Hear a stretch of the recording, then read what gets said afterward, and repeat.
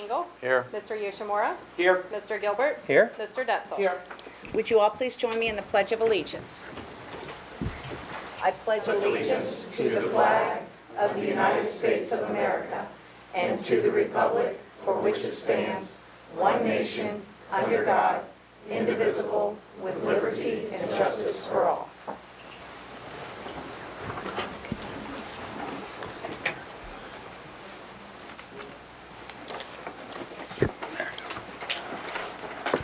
Everyone has received a copy of the regular meeting minutes from February 5th. Do I have a motion to accept those minutes? So moved. Second. It's been moved and second. Are there any corrections, additions? Okay, Chris?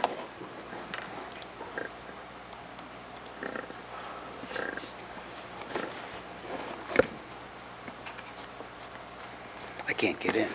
You're not in the meeting. Hit join meeting. You're on the agenda. Excuse me.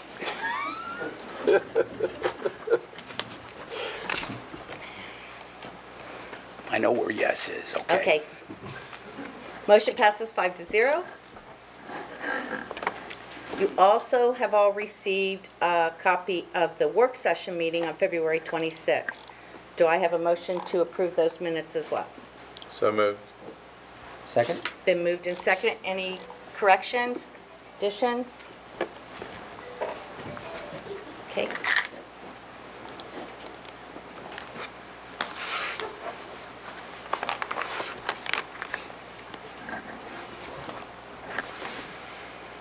Motion passed 5-0. Okay, we'll have Kevin Kane come up. I believe we have some teacher recognitions.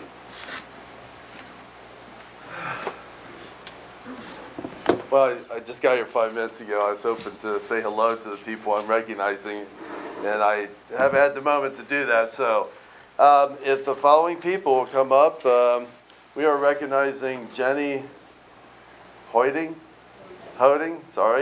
who was nominated by Allison Driesbach. If you'll come on forward, the two of you. Kim McRoberts was nominated by Natalie Sizemore.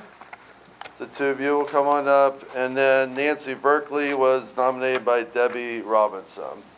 And while they're coming up, let me introduce myself to the new board members. My name is Kevin Kane. I am the president of the Northwest Association of Educators, the Teachers Association. Counselor to Mr. Gilbert's daughter, who I never have to talk to her because she does such a great job. And at Corey Middle School. Due to months of pain and some neck surgery, I haven't been around, obviously, because normally I try to come to the early meeting in January to congratulate you guys for your election and for being on the board and to welcome you and to let you know that as an association, we always look forward to working with the board to provide the best education for our students that we can. So hopefully I'll be around a little more now that I'm recovering from that surgery and actually doing extremely well. But to let you know, last year we started to recognize 2 of our teachers quarterly. We missed the second quarter again because of my surgery. And so we're going to do 3. We're going to recognize 3 teachers tonight. And we recognize those teachers by asking our teachers to nominate a fellow teacher, to nominate their colleagues, to let us know the great things that they're doing in the classroom or with a special program, how they're serving our children. And so we have a very long list of on a spreadsheet that we work with. And so as an association, we select those members that we hope to recognize. And so tonight we're going to recognize 3 of those members.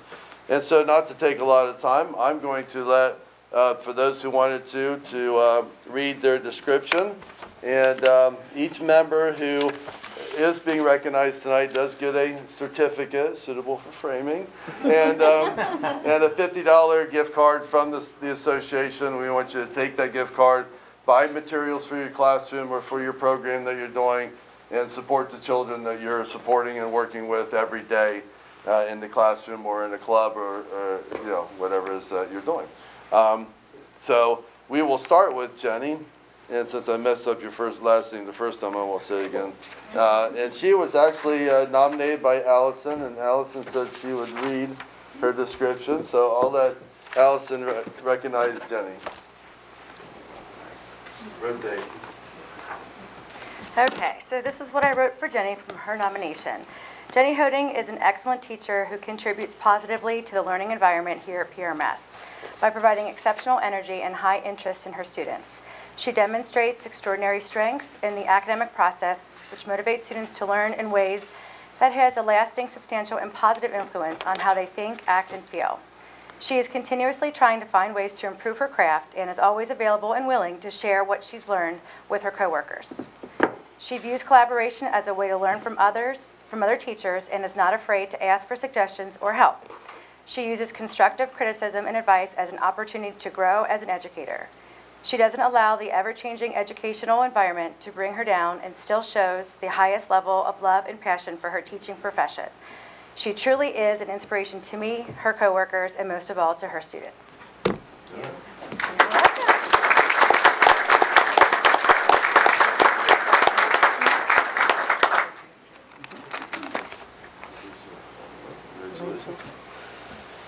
And secondly, we have Kim McRoberts. I should say Jenny's from Pleasant Run Middle School, right?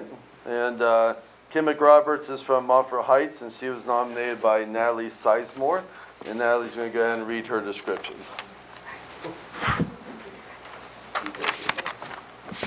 not good in front of big people. Little people, okay, but all right. One of the unsung heroes of Montfort Heights Elementary is none other than Kim McRoberts. Often overlooked and underappreciated, this is one of the hardest working ladies in the building.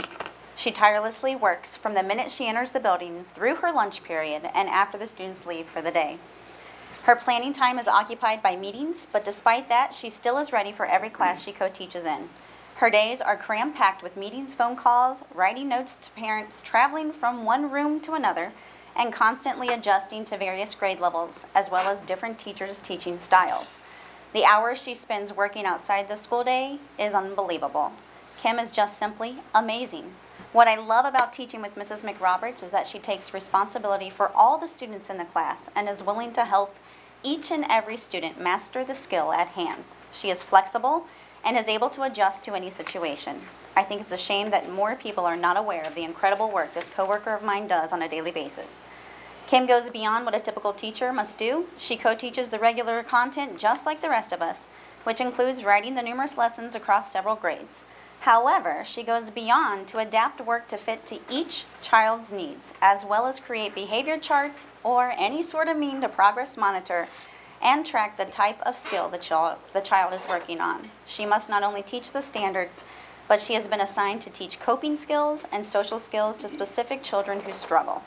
A parent can call and request a change in an IEP, and within less than a half a day, Kim will be bringing a newly created, well-designed chart your way. She maintains close contact with the parents. Her response time is impeccable. She is not afraid to take a child to another room to call the parent to help get him or her back on track. She is on it, and I honestly do not know how she does it. She can enter the middle of the class and just pick up right where the teacher is teaching, something that takes skill and initiative. Though her focus is on the students on an IEP, she's also present for all the students in the class. Mrs. McRoberts accomplishes more in just one day than many teachers accomplish in 1 week. She's the Energizer Bunny, never showing her fatigue. Her expectations remain high for every student, and she gets results. I absolutely appreciate all her help over these past few years that I've been blessed to teach with her. I feel honored to teach by her side. I do not know what I would do without her. Like stated before, Kim McRoberts is simply an amazing teacher, and it's about time someone shed some light on just a few of the remarkable things she accomplishes. I highly recommend that you consider this phenomenal teacher in person for the unseen work she devotes to helping all students reach their maximum potential.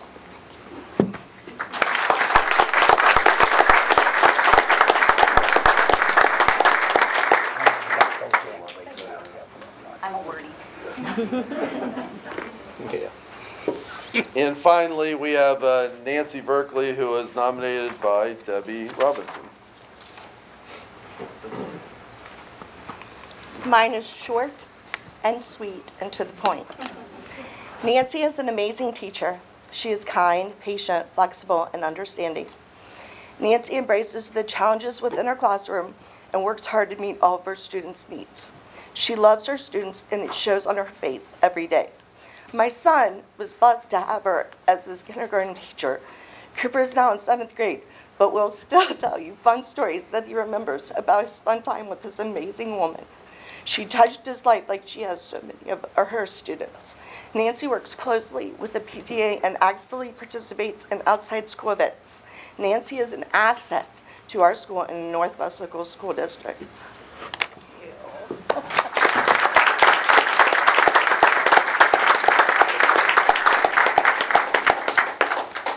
So as you can tell by the descriptions and the emotions that we do care about one another, we support one another, and we want to recognize one another for the great work that our teachers are doing every day in our classroom and in our buildings and for our students. So we congratulate these three, and we want to thank your colleagues and your administrators who were able to come out and support you, and maybe some family members who I haven't had a chance to meet yet, so we're going to go out in the hallway and do that and take some pictures and stuff, so don't go away, okay? So we'll be back in May to recognize 3 more teachers, and we want to continue to do this because we know that they're doing great work, and we want to make sure that people know that. So thank you for allowing me this opportunity to have this presentation, and thank you for everything you guys are doing. Kevin, could we have each of them go ahead and introduce who you brought with you this evening? This is Natalie Seitz. I co-teach with her, 4th grade. She is phenomenal. Family. Totally an honor to teach next to her. And Kim, is there anybody out there? Oh, am I family? Is that what you want? Yeah. Oh, Mandy? Hey, Andy. My daughter's back there, Mandy. You want to stand up, sweetheart? And my husband, Raymond McRoberts. So those are the light of my life. Yes. Jenny? I have my school, sorry, go ahead. I'm sorry, go ahead, Jenny. Oh, I have my school family. I have 3 teachers, Candy Sweeney, Mary Kay Label, and Julie Black, and then my principal. I have my principal in the chairs. Sorry, I thought you were my girl.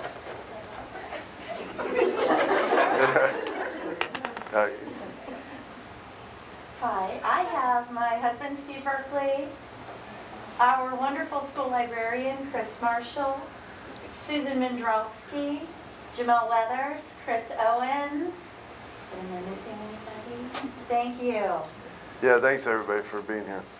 We want to thank all of you for sharing your spouses, your friends, your family members with us, because I know teaching goes long, far beyond after that last bell rings. So I know it cuts into family time. They're making a huge difference, and we appreciate all of you as well, and want to congratulate each one of you. All right, thank you. All right.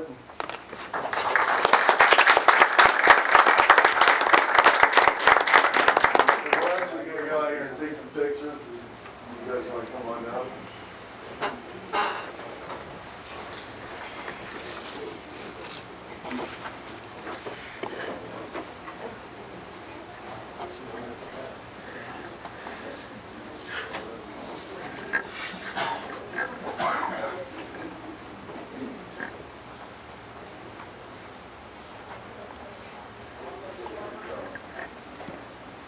Okay, at this time, we have a special presentation from our food services.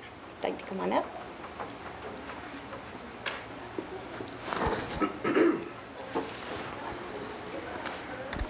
All right, mine will probably not be that emotional nor interesting, but just bear with me. Today I'm going to talk about the nutrition standards and student wellness, the administrative regulations. In the light of national concerns with poor health and childhood obesity, we need to be vigilant of the types of foods that we're providing and serving to these kids.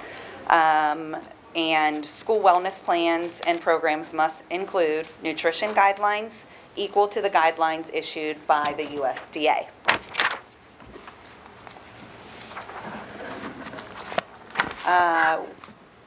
Recently, maybe around 2014, a new requirement came through, and it was required of us to implement a local school wellness policy.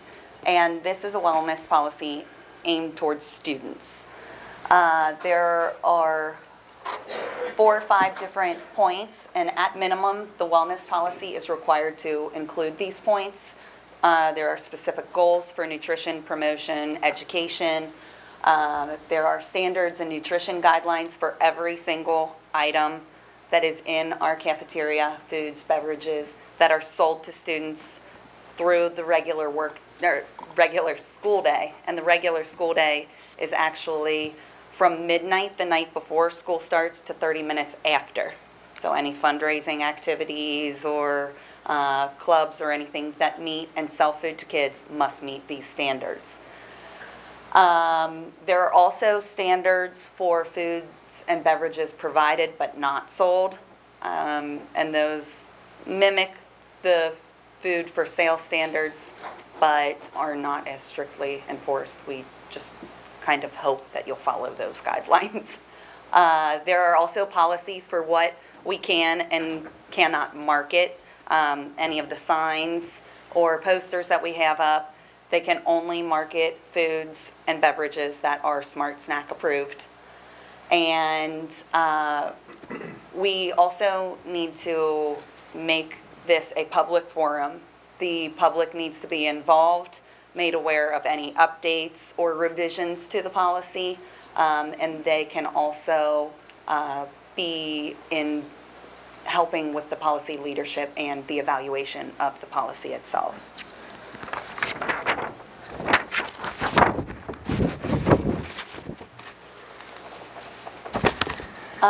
Some of the specific goals for nutrition promotion and physical activity, most of those have been actually developed by curriculum.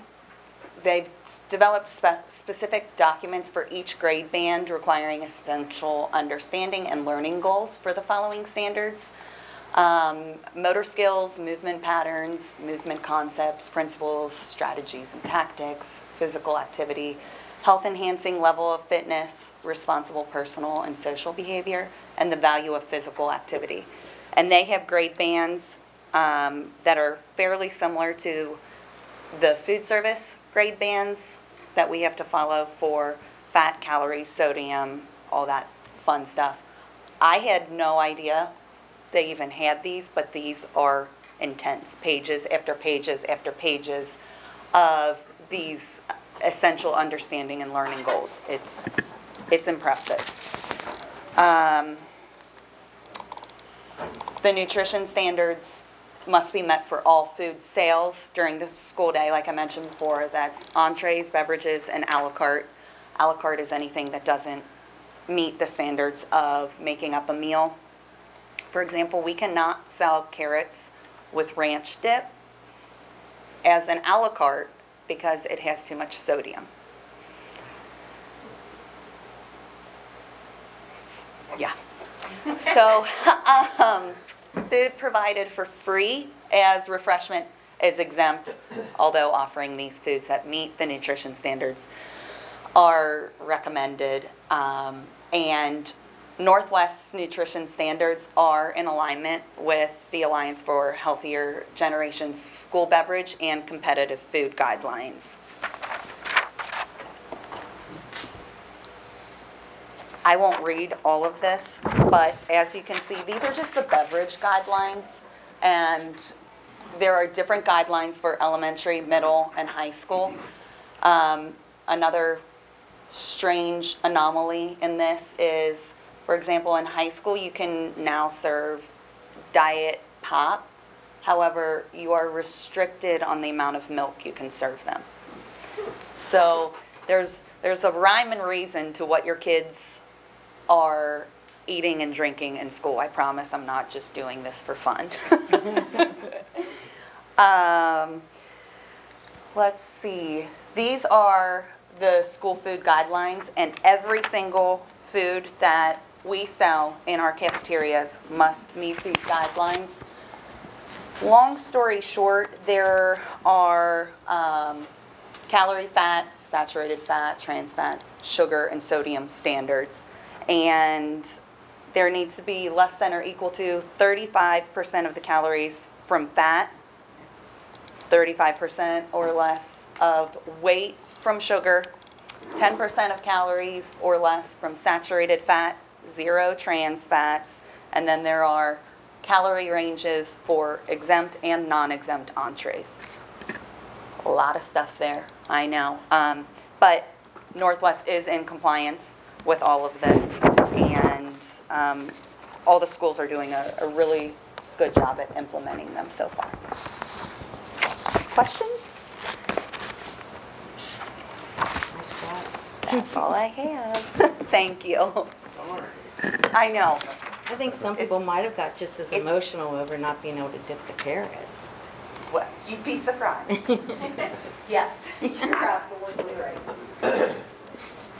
Thank you. Thank you. Okay, we have a special presentation, a communications audit. Elliot Grossman. Thank you, Mrs. Detzel. Hello, everybody. My name is Elliot Grossman. I'm president of Ashire Communications. And Ashire Communications is a public relations, communications, marketing firm. We serve, we're based in Loveland, and we serve school districts, nonprofits, and colleges. And we have been asked to do a communications audit for the school district. Todd deserves a lot of credit for recommending to the board that we be hired. His recommendation shows his willingness to put himself, his staff, and the district under scrutiny to make a strong district even stronger. And I can tell you now that he'll probably need your support at the end of the audit to help implement some of the recommendations. We'll be studying about 15 to 20 different tools and tactics that the district has, and I'll explain what I mean by that. But we'll have a written report, and we'll divide it up into 15 or 20 sections is what I'm trying to say. And it'll be very organized. We'll tell you what we have found, the conclusions that we've drawn, and then we'll give you very specific recommendations in some cases. In some cases, they might be a little broader. But we'll tell you what you need to do. And many of them will be easy to implement. We know from experience that there's some easy things that maybe you haven't noticed that could be implemented. Other things might take a little more time, more labor, and some might even take a few dollars here and there. We will be studying the school board's communication itself. And that's one reason I'm here tonight. That's one reason I'm going to stay to the end to see how the board meetings are conducted. I've already noticed a few pretty impressive things. The fact that the agenda is right behind me is better than some of the other school districts who sometimes make agendas very difficult to find for the public. The benefits to the school district and to the community are that we'll look for ways to generate even more community support. We'll help you improve school, parent, teacher communication. We might be able to help you make your communication more efficient because we know how labor intensive it can be. And our recommendations can enhance the credibility of the school district, the school board administrators, and so on. We have about 2 or 3 of our associates working on this. I'll be the primary person doing the audit. We will use our experience with school district communication to evaluate your tools. Now, I didn't tell you what I meant by a tool. Tools are your websites, social media, newsletters, things like that. We'll also study your content, and that's often overlooked by public relations people, by school districts, by many of our clients. They get the latest gadgets, the best websites that can be designed, or social media or whatever, and they forget that you need to fill it with good content. By content, I mean good writing, photos, video, graphics, and things like that. We'll study some of your documents, maybe, obviously your personnel budget for PR, if you have a separate line item, your marketing materials. We will do one-on-one interviews. We've selected, with Daryl's help and Dustin's help and a few others, we've selected 10 people to interview at length, in depth. That obviously includes the superintendent, includes Dustin and a few others. We've also decided to interview 2 of the 5 school board members, and that would be the president and the vice president. The most time-consuming part of an audit are the focus groups. We want to get feedback from various parts of the school district and community. And so focus groups, as you probably already know, are group interviews. We have them divided up by employee groups, community groups, and parents. Parents, for instance, will divide them into 3 groups. That'll be the high school, high schools, middle schools, and elementary schools. We'll do those the first 2 weeks in April at the Houston Conference Center. Now, here's where it comes in where I need the help of the school board, administrators, and members of the public. We will use several methods to get focus group members. And focus groups sometimes can be difficult to recruit members. It can be time consuming. But what we'll do is we'll randomly select some of them. We'll obviously have lists of employees and parents we can select from. But we need a little bit of help with nominating some of the members of the focus group. So we ask each of the school board members to nominate one person they know from the community, and one parent perhaps, at least, okay? We may not, depending on how many nominations we get, we might be selective, but we ask that you help because you get a lot of feedback from the public. You know there's people out there that have something to say, and we hope that you will suggest those people to us. We'll send you something in your email tomorrow so you know how to reach us. And we ask the same to the public. You're welcome to suggest people that you know that have a strong opinions about the communication and community engagement. You're welcome to nominate yourselves, in fact. And I'll be here for the rest of the meeting. You can talk to me before you leave if you'd like. We do have flyers for you. They're at the table there, as well as a news release. Let's see here, what else? We ask that you nominate the people by next Monday. That would be March 19th. And I want to stress that focus groups are confidential and anonymous, so that the comments that are made in the focus groups will not be attributed to a specific person in the written report. They will be anonymous.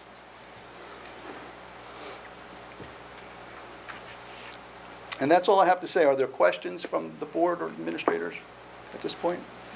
And if the public has questions, do they address those during the public comment portion, or could they ask now? Okay. During public comments. Okay, and if you'd like to talk to me one-on-one, I will be here. Okay? Thank you very much. Thank you. Thanks, Alan. How much is this going to cost the district, Todd? 19? Okay, at this point, we will move into a legislative update. Joe, do we have anything? Yes, I do. There is a pending bill in the House that has to go through the House to the Senate, and it was introduced by a representative from Tiffin, Ohio. It's to establish the Department of Learning and Achievement, to abolish the Department of Higher Education, the position of Chancellor of Higher Education, and the Ohio Board of Regents, to transfer with exception the duties regarding the administration of primary and secondary education programs and all duties regarding the administration of higher education programs to the Department of Learning and Achievement, and to prescribe certain duties regarding the educator's licensing and community school sponsorship and other education programs for the State Board of Education, Superintendent of Public Education, and Department of Education. Jim and I talked about this update a little bit. I've even gotten a couple emails from parents about House Bill 512. Some of the concerns that superintendents have and educators is the governor and the political push there is to take over the Ohio Department of Education. Some of our concerns is ODE services over 600 school districts. This is their #1 job. I don't think we need a politician in charge of preschool through 12th grade. And that becomes one of our biggest concerns. So if the governor does take over and handpicks everyone, that means that no longer would they elect Board of Education members. Correct. He would just pick those. And I think our election works for us. It gives people a chance to speak. It gives people a chance to vote. But there's a good chance if that occurs, it could trickle on down to local boards of education. We're constantly given mandates with no funding to assist with the mandates. Suburban schools are underfunded severely, yet we continue to get politicians who push these unfunded mandates through the House and the Senate. We are constantly establishing meetings with ODE to address the issues, to see districts and how we deal with students daily. And I don't think that piece could be micromanaged by the governor. There's too many political push and pull. I'll put money in your pocket if this goes through. So it's a big concern. But there's also other sides of it. I mean, we go, and I'm in charge of one committee, Exceptional Children's Committee, and then our state report card for all schools. And so ODE will send representatives, but they can't give us answers or find the answers to our questions because they say that it's being blocked by legislators who have something on their own agenda they're trying to push through.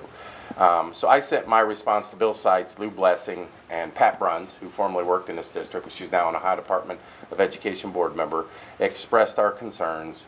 I don't know what's going to happen with it, but as fast as it's moving from what we're hearing from Tom Ash and others, is it's probably going to happen in some form. And our concern there is it's more state political takeover instead of basically what's best for kids. I mean, the number one thing we're fighting right now are special education students who meet diploma requirements and can graduate at the age of 18, but they defer their diploma because we do a heck of a job expanding on their education as a 19, 20, and 21-year-old. But they want to punish a school district if they don't give them their diploma when they're 18. We know it's the most beneficial thing for these kids to stay in our programs, whether it be out at Lakota or on Butler Tech or other campuses, but they want to punish us because it's federal law. So federal law is fine, came back from No Child Left Behind and all that, but why won't the state legislators fight for that? Why won't they go and try to make change? So the one change that came back is, well, we'll give them a different diploma. Well, how would you like to feel as a special ed parent if your kid works just as hard as the gifted kid and the kid who's going to Harvard works just as hard for the 13 years of school, kindergarten through 12, and gets a different diploma? So that's the fight we fight. We're just worried that if House Bill 512 passes, that kids will be forgot. So Joe brings up some good points. Yeah, if it goes to the Senate, it's got to go through the Senate, and they pass it. What will Kasich do you think?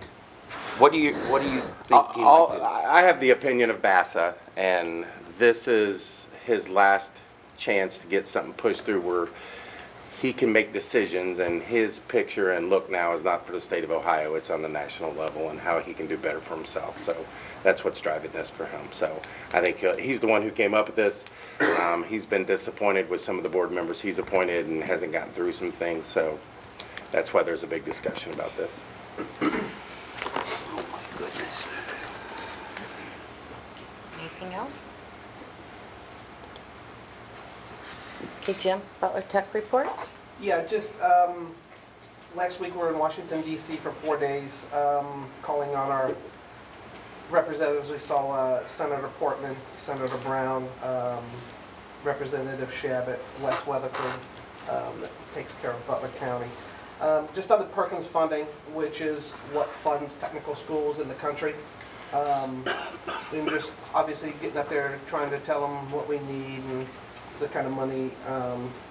And we took Amy from Rhinestall. She went with us just to show all these representatives how much money it costs to update these classes and to push for more kids in the programs, because they're going to be 2 million employees light in the next 10 years for these manufacturing companies.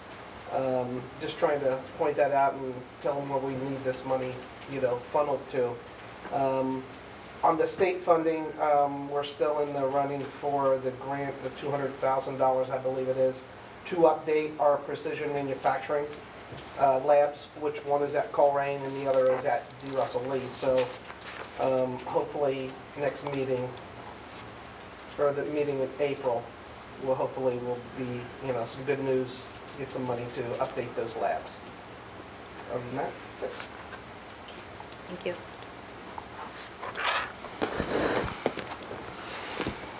Okay. Next, we have an update from our Special Education Department. It is from Heidi Stickney, our Assistant Director of Special Education and Curriculum. She will present an overview of the Northwest Local School District Special Education Profile. Thanks, Heidi. Hi, how are you?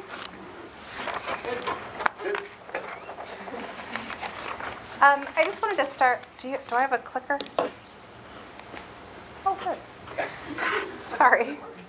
I know it's different than I'm used to. I just wanted to go over a little bit about what special education is, what our requirements are as part of, as a public school district in Ohio. Special education law is really based on both state and federal requirements and regulations. So there are lots of different things that we have to implement as a school district in order to serve students. The state requires and the feds require us to serve students from the time that they turn 3 until they turn 22. So that's the age span that when we talk about special education services, we do have a mandate for preschool, we have a mandate for school age services, and we also have a mandate for transition to adulthood. So we are serving, in district we serve about 1,200 to 1,400 students depending on how you count. If you look at a full-time FTE compared to a half-time FTE for so kindergarten half-day students would count as a 0.5, for example. Preschool counts as a 0.5. So we have to serve students not only in district, but we also have relationships with non-public schools in the school district. So students who attend schools in Northwest, we partner with those non-public schools to provide services there as well. The real requirement related to special education, not just services, but we have what's called a child find requirement. So we are required to go out and seek out students who may be suspected of having a disability and determine if they need an evaluation and how we would serve them.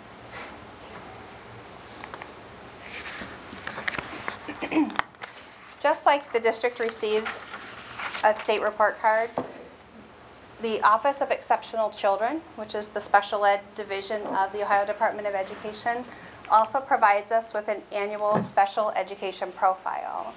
The special education profile really is about looking at helping districts look at their data and look at student achievement as well as compliance with regulations related to special ed law.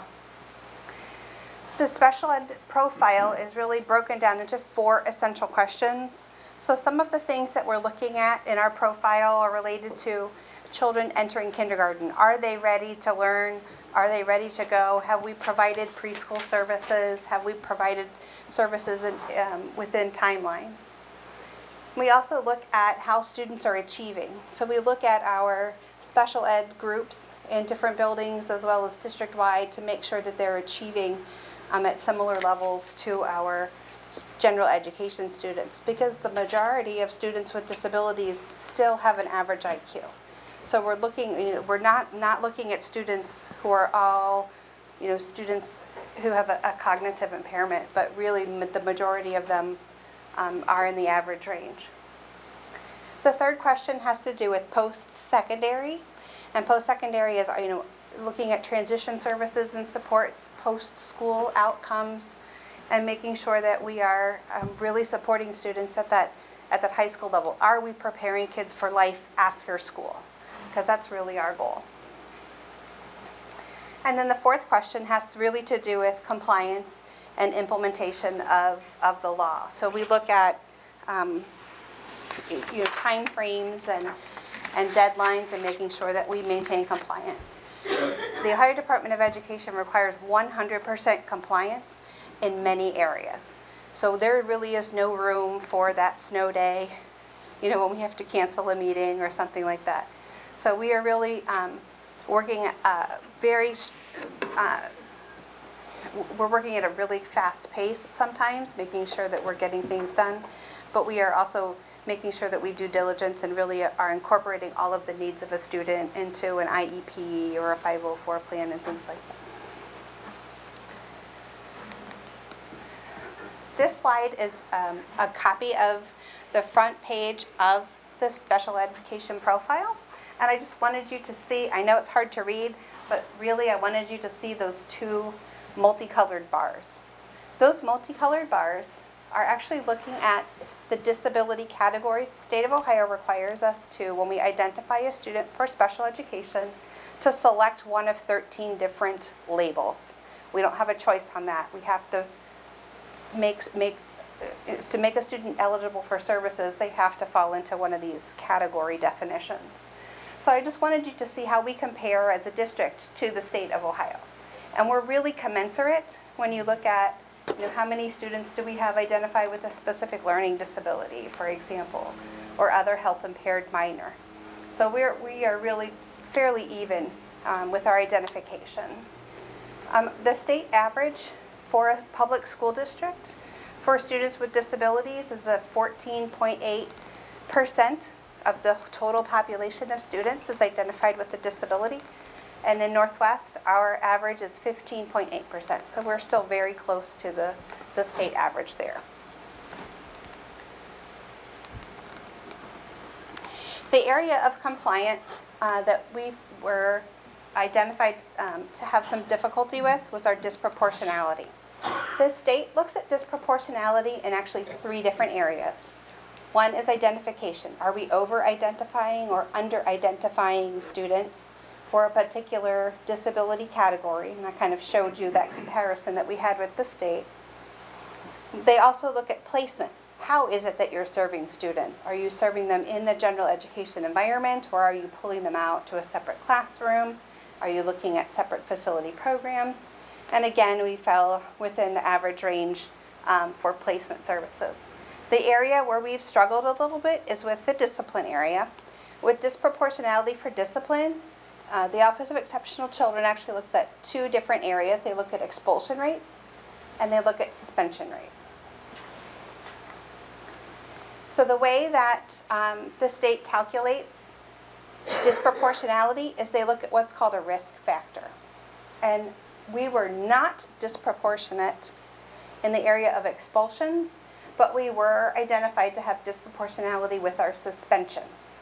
So students with IEPs who were suspended for more than 10 days compared to students who are general ed who were suspended more than 10 days.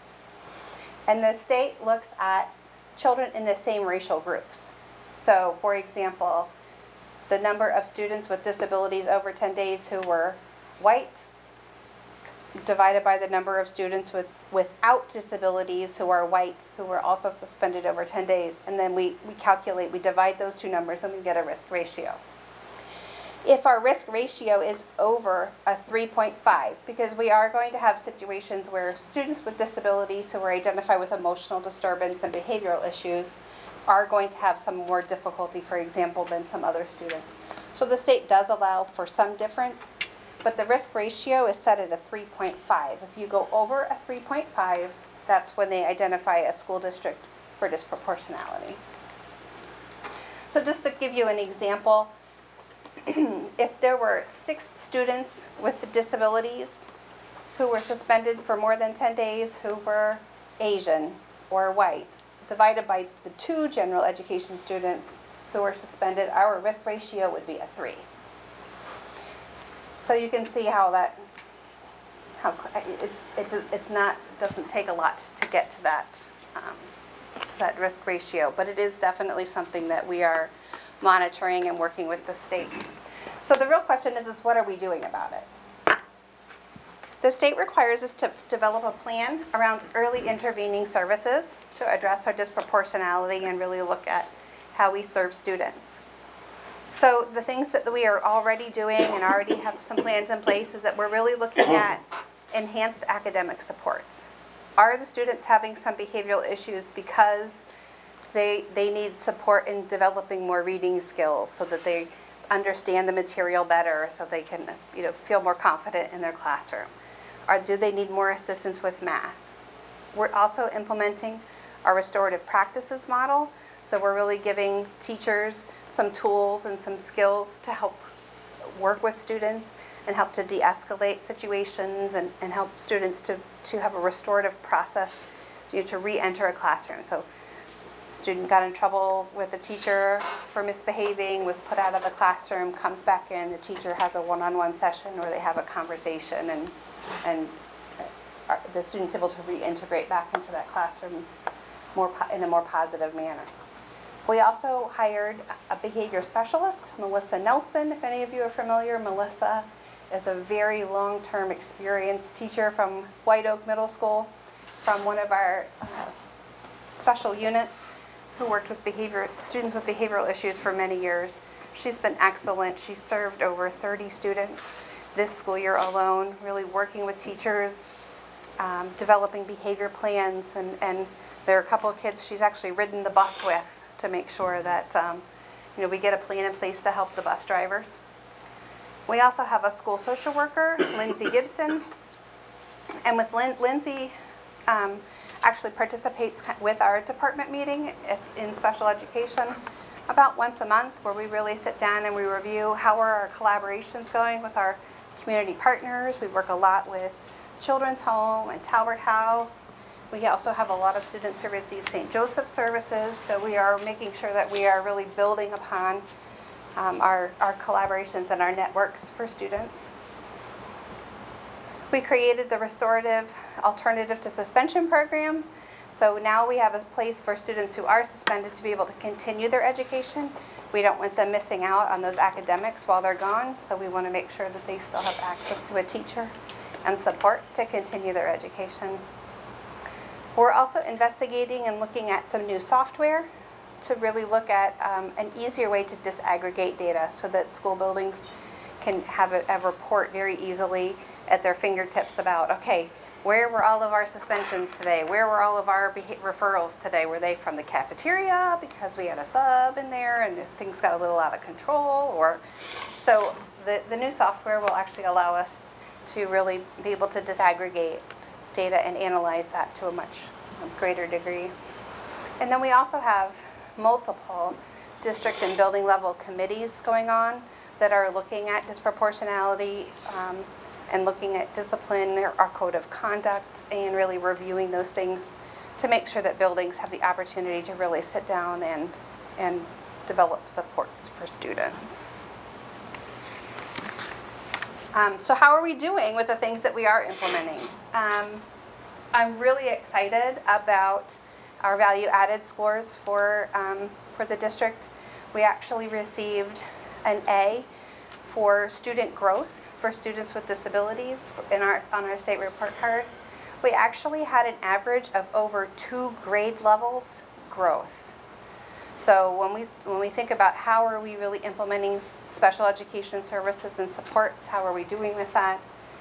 We actually our students are growing more, not just more than 1 year, but more than 2 years worth of growth in 1 year with our new implementation and our new services. So, are there any questions? That's impressive. Very. It's exciting. It's very exciting. Anybody want to add anything? All right. Nice report, Heidi. Thank you. Thank you, Heidi.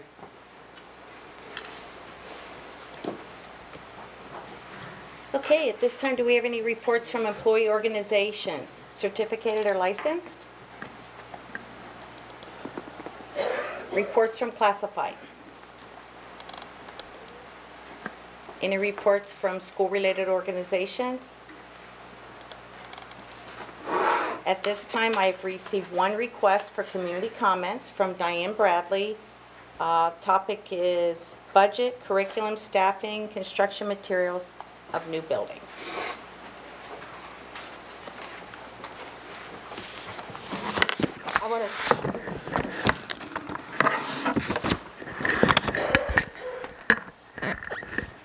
I wanted to start out with my understanding is there's a $104,000 deficit that's being adjusted through the certified and janitorial staff salaries. And I just want to understand what other options were being looked at in lieu of or as an alternative to reducing their salaries. There is no certified or custodials. We have secretaries classified that reductions are being made to their contract. They're removing from a 260 to a 247. There was 10 additional days they were getting paid for that they were not working. So that is being removed from their contract to get them down to a 247. But there was no custodians or certified. So secretaries and janitors, their salaries will be reduced. Secretaries. And there's no other option to adjust that $104,000 or to accumulate the $104,000? There's always options. We're in the process of cutting 1.2 to 1.5 this year and 3.2 for next year. This year we will also lose teachers. We're already losing administrators. Our administrators in our district have already had their salaries adjusted. So yes, there's lots of options. This is just $105,000 of 4.7 that we have to cut. So as far as the administrative staff that you mentioned, is there an overall org chart that shows the Northwest Local School District administrative staff? There is. Where is that located? Okay. We have privy to it and can get it to you if you would like to request it. And is there anything that shows the capacity of those individuals on that org chart? They all have job descriptions. But capacity as far as like their utilization? Their job description tells you what their utilization is. When I mean capacity, I'm referencing their percentage of use. I'm not sure I quite understand what you're asking. So in a 8-hour day, their job description, the workload they have actually accounts for 50% of that, or 77%, or... I'm not sure I understand what you're asking for. So if their total workday is 8 hours? There is no limit on an administrator's workday. So there's no capacity, there's no information on saying their workload equates to a full day's worth of work? No, there's a job description, and their job is usually anywhere between 40 and 60 hours a week. So the organizational chart, I can find that. Where you said you'll share that with? We can get it from HR. Okay. And another question I had is that we were mentioning at the last meeting, February 26th, about the 90-90-90 case study. And my understanding is that came out in 2003, and we're looking to use that for the 18-19 school year. So my question is, why has it taken 15 years to implement this if it's such a great activity? Why are we waiting 15 years to bring that to our school district? I think you could say that about anything we try. The newest thing that is out there is technology. It's not that it's taken 15. It's a new administrative team trying to get the district in a direction where they can be successfully educationally for all our children, top to bottom.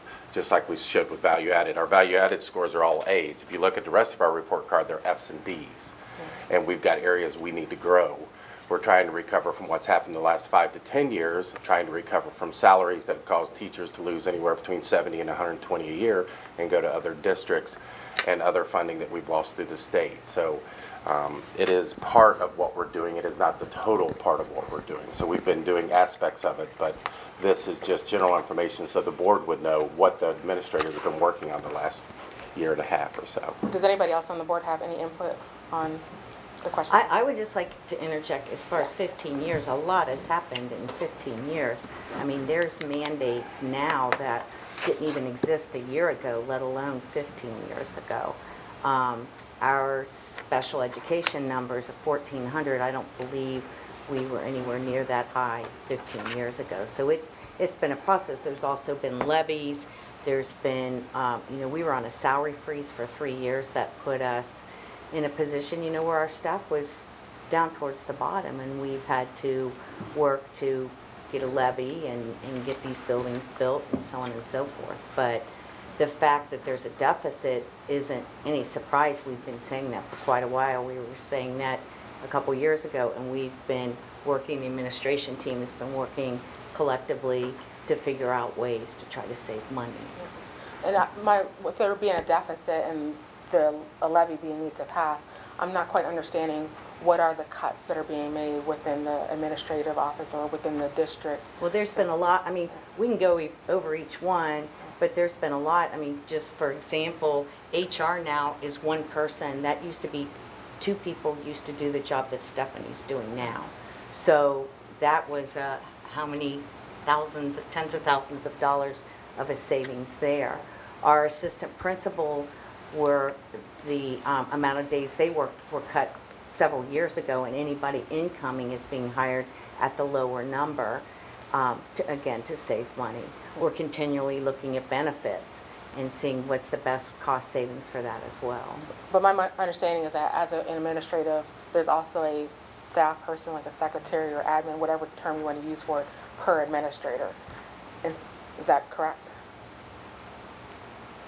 They're more assigned to the office instead of a particular administrator. So, for example, my office has 3 administrative department specialists in the office. One's in charge of certified, one's in charge of classified, one's in charge of all supplementals, coaching contracts. So yeah, they are, but they are, as far as the Fair Labor Standards Act, they are strict 7.5-hour employees and are not in the capacity to make decisions for the district.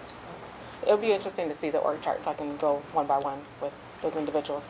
And then another question I have when it comes to construction and building materials. I've heard a lot of comments of the savings that we had in the new buildings that have been built. But in the light of today, where we have the issue with the gun shootings at the schools, my understanding is that the new buildings are not built with bulletproof glass. And I just want to see if was there consideration for it, and why was that not actually implemented in the new schools? Do you want them to answer, or would you like me? You can answer. Or who's on the building committee? Well, me and Jim are on the building committee. I brought that up at the building committee, but the cost of the 3M product to put that on every pane of glass is almost astronomical. It would have put the whole project over budget. So when we were requesting the levy, that wasn't a line item that was considered in the levy before re-asking for the dollar figure? Right. Okay. I will say, as far as to safety, Jim and I toured Pleasant Run, the new Pleasant Run Elementary, a couple weeks ago. And the way it's designed, the architects definitely had safety in mind. The way, if there's things going on in the evening in the cafetorium, any of the rest of the school, it's locked down, so there can't be anybody wandering around. If somebody comes in the front doors, all the classrooms and stuff, one button locks all the doors and everything. So it definitely, there were a lot of features for safety. And then going back to the $8 million deficit, this annual that we're looking for in the near coming future, is there any input from the community on what we can do to assist in not having such a significant deficit, or is that just a closed group activity on how to help with that deficit? Do you want to There's answer the that, Todd? budget committee, I'll be correct? glad to answer anything. Just let me know when I'm allowed to. No, go ahead. Okay. She said she wanted to hear from you, so I just don't want to step on your toes. No, you're fine. We made some cuts that we feel that we don't have to have a levy for next year. So we've made 1.2 million. We will then start looking at 3.2 for next year, and I believe, Amy, the year after that, it's 4. We're at $3 million deficit this year, and it's just going to compound every year going forward.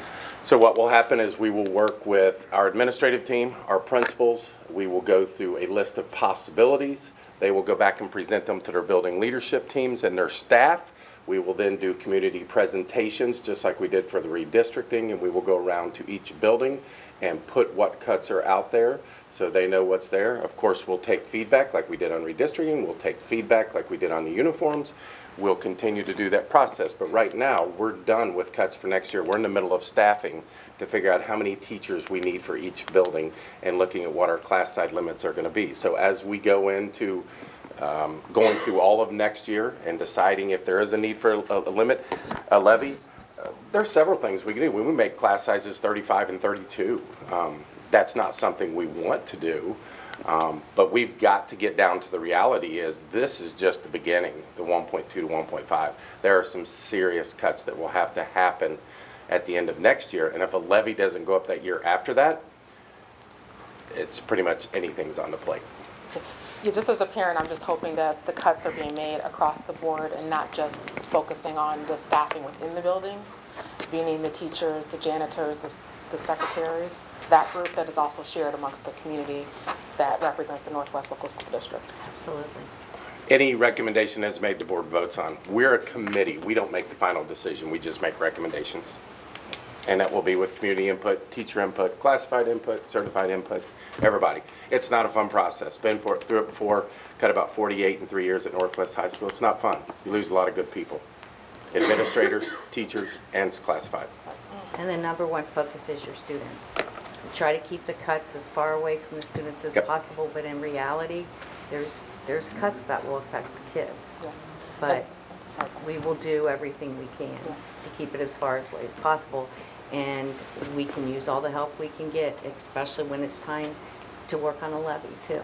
Because some of us up here have worked on many, many, many levies so that we don't end up in this, but we can't help when all of a sudden the state takes another $1 million away from us for transportation that we weren't counting on. We don't have that in our back pocket.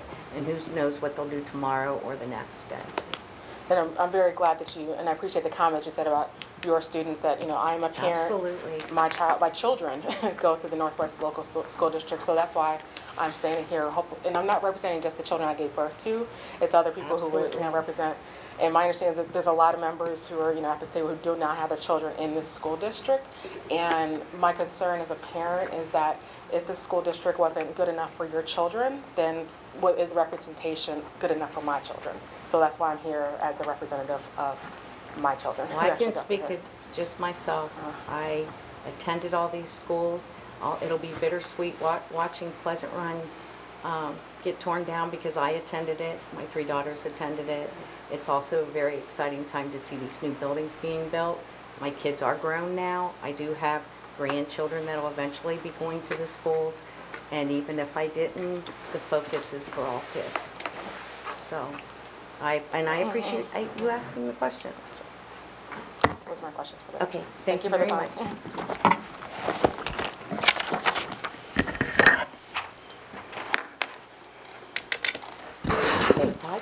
All right, next area is approval of superintendent's consent items. Fiscal is the first item, financial reports of the treasurer, January 2018. The treasurer and superintendent recommend the Board of Education approve the financial reports as listed. So moved. Second. It's been moved in second. Are there any questions or concerns? Okay, Chris?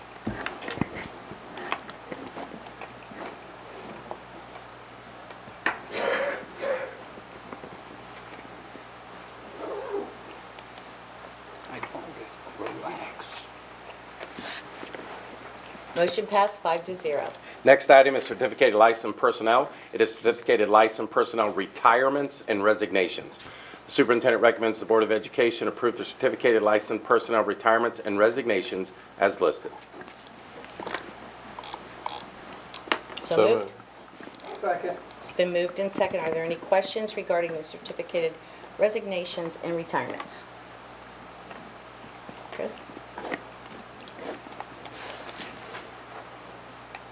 Motion passed 5-0. Next item is classified personnel, classified retirements and resignations. Superintendent recommends the Board of Education approve the classified retirements and resignations as listed. So moved. Second. Moved in second. Questions or comments regarding classified retirements and resignations? Okay, Chris? Motion passed 5-0. Next item is a fiscal item, then and now certificates over $3,000. Superintendent and treasurer recommend the Board of Education authorize the payment over $3,000 requiring a then and now certificate as listed. So moved. Second. Moved in second. Are there any questions regarding the then and now certificates? Chris? Motion passed 5-0. Next item is a general business item. It is vendor contracts. Superintendent and treasurer recommend the Board of Education approve the vendor contracts as listed. So moved. Second. Been moved in second. Questions regarding vendor contracts?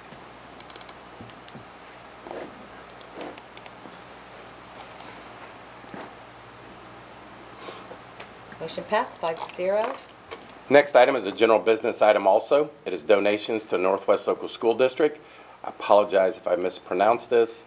Gaiam Classic Children's Stability Ball Chairs, 12 of them, valued at $856.22 to Mrs. Otten's first grade classroom at MHE by Duke Energy and other donors. A Yamaha digital piano, valued at $1,999 to the music department at White Oak Middle School by Squeeze Play. The superintendent recommends the Board of Education approve the donation to the Northwest Local School District as listed. So moved. Second. Moved and second. Questions? I would just like to thank both Duke Energy and the other donors, as well as Squeeze Play for their generous donations. Motion passed 5-0. Next item is certificated licensed personnel items. Superintendent recommends the Board of Education approve the certificated licensed personnel items as listed. So moved. Second. Moved in second. Questions regarding certificated licensed personnel items? Chris?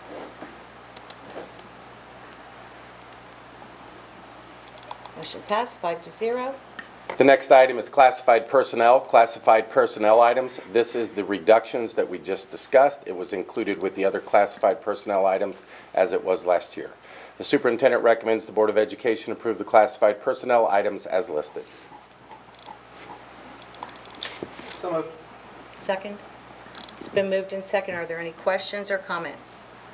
Is this the one about the clerical people? Mm-hmm. Can I make a statement here first? Sure. Thank you, Ms. Stetzel. I'm still learning the process of being a board member. I have come to the conclusion that I'm willing to work diligently with all the board members for the good, not only for the district, but also for Northwest School District community. There have been alleged threats of harassment against me, even though I had all the good intentions to do things that I know now were legally correct. Anonymous letters sent to my home and here at the administrative office, and threats of harassment claims are of no consequence to me now. I have retained and consulted with my civil attorney. The administrative staff has presented a very dire financial situation that the district will face in the upcoming year. With the potential of state cutbacks in funding for local school districts across the state, this district is forced to tighten its economic belt. And also the latest educational proposal by Ms. DeVos, who's the Secretary of Education, to cut back on federal funding to states for public education. I understand the financial enigma we are facing. I thank the superintendent, the HR, and the treasurer for doing the research to resolve this crisis, which we have to decide tonight. What the board has to ponder intrinsically is how we value the building personnel, because they are subject to critical economic situations. Do we forsake the excellent job they have performed day in and day out? Most of the time, they are not thanked for a job well done. I wanted to go on the record to personally thank them for their steadfast loyalty and service to the district. While this move has not been voted on until tonight, I am very greatly disturbed by phone calls made to me and primary sources that the powers that be have mishandled the impending cuts already, and the condescending approaches are not comforting to these people who have drastically had to rearrange their economic survival. If this resolution is passed tonight, it will erode the morale of the whole district. To the board members, I will end with Steve Jobs' quote, "Don't let your opinions drown out your inner voice. Most importantly, have the courage to follow your heart and intuition." I ask the board to shelve this recommendation and vote tonight. I also ask the administrative staff to find a tempering solution to this drastic proposal. Thank you. Are there any other comments? I would just like to add, I know Joe's new, and he did, right as the meeting was started, told me he was going to say a statement. I had no idea where. We do have a motion on the floor that needs to be voted on. If then someone wants to amend the agenda to include Joe's request, we can do so.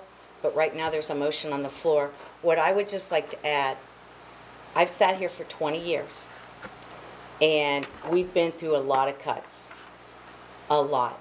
And as Todd said, and even before Todd was sitting over there, there has never been one cut that has been easy.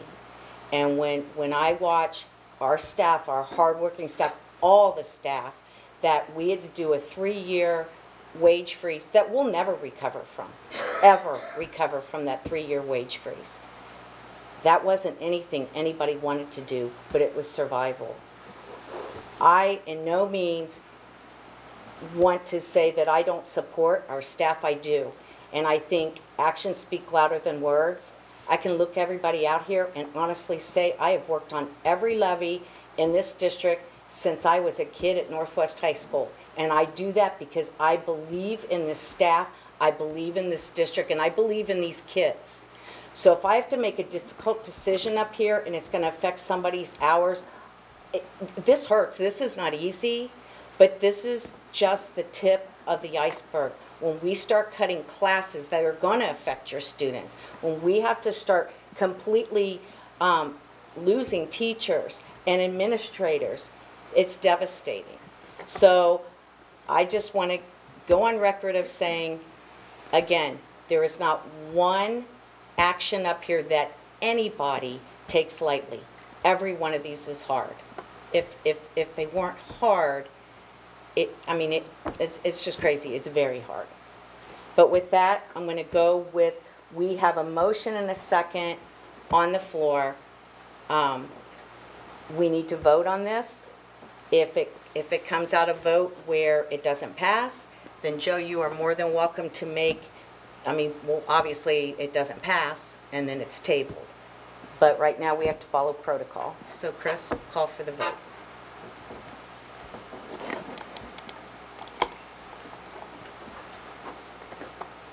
Motion passes 3-2.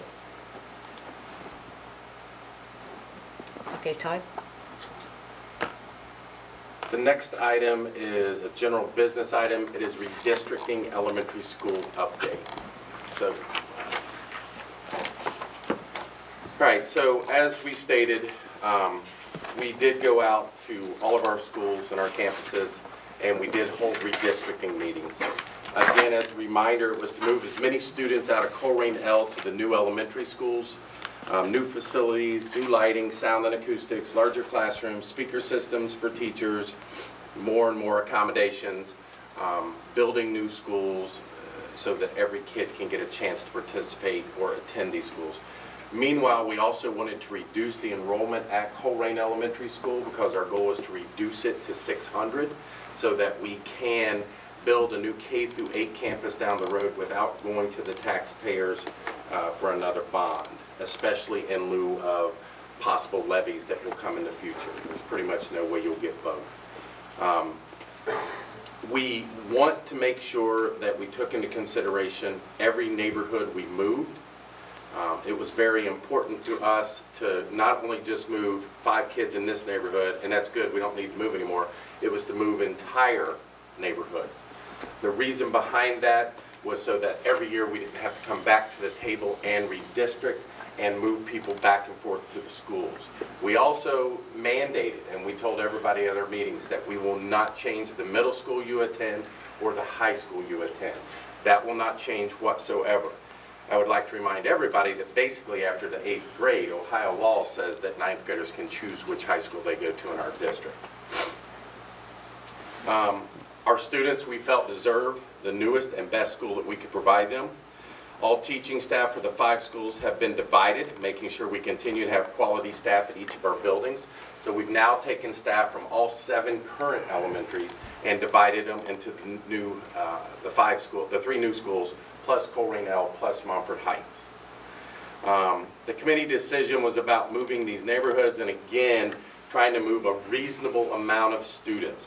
When you do that, you have to follow guidelines set forth in policies by ODE where you cannot put too many veteran teachers in one building and not in the other. There has to be an equal mix. We looked at value added.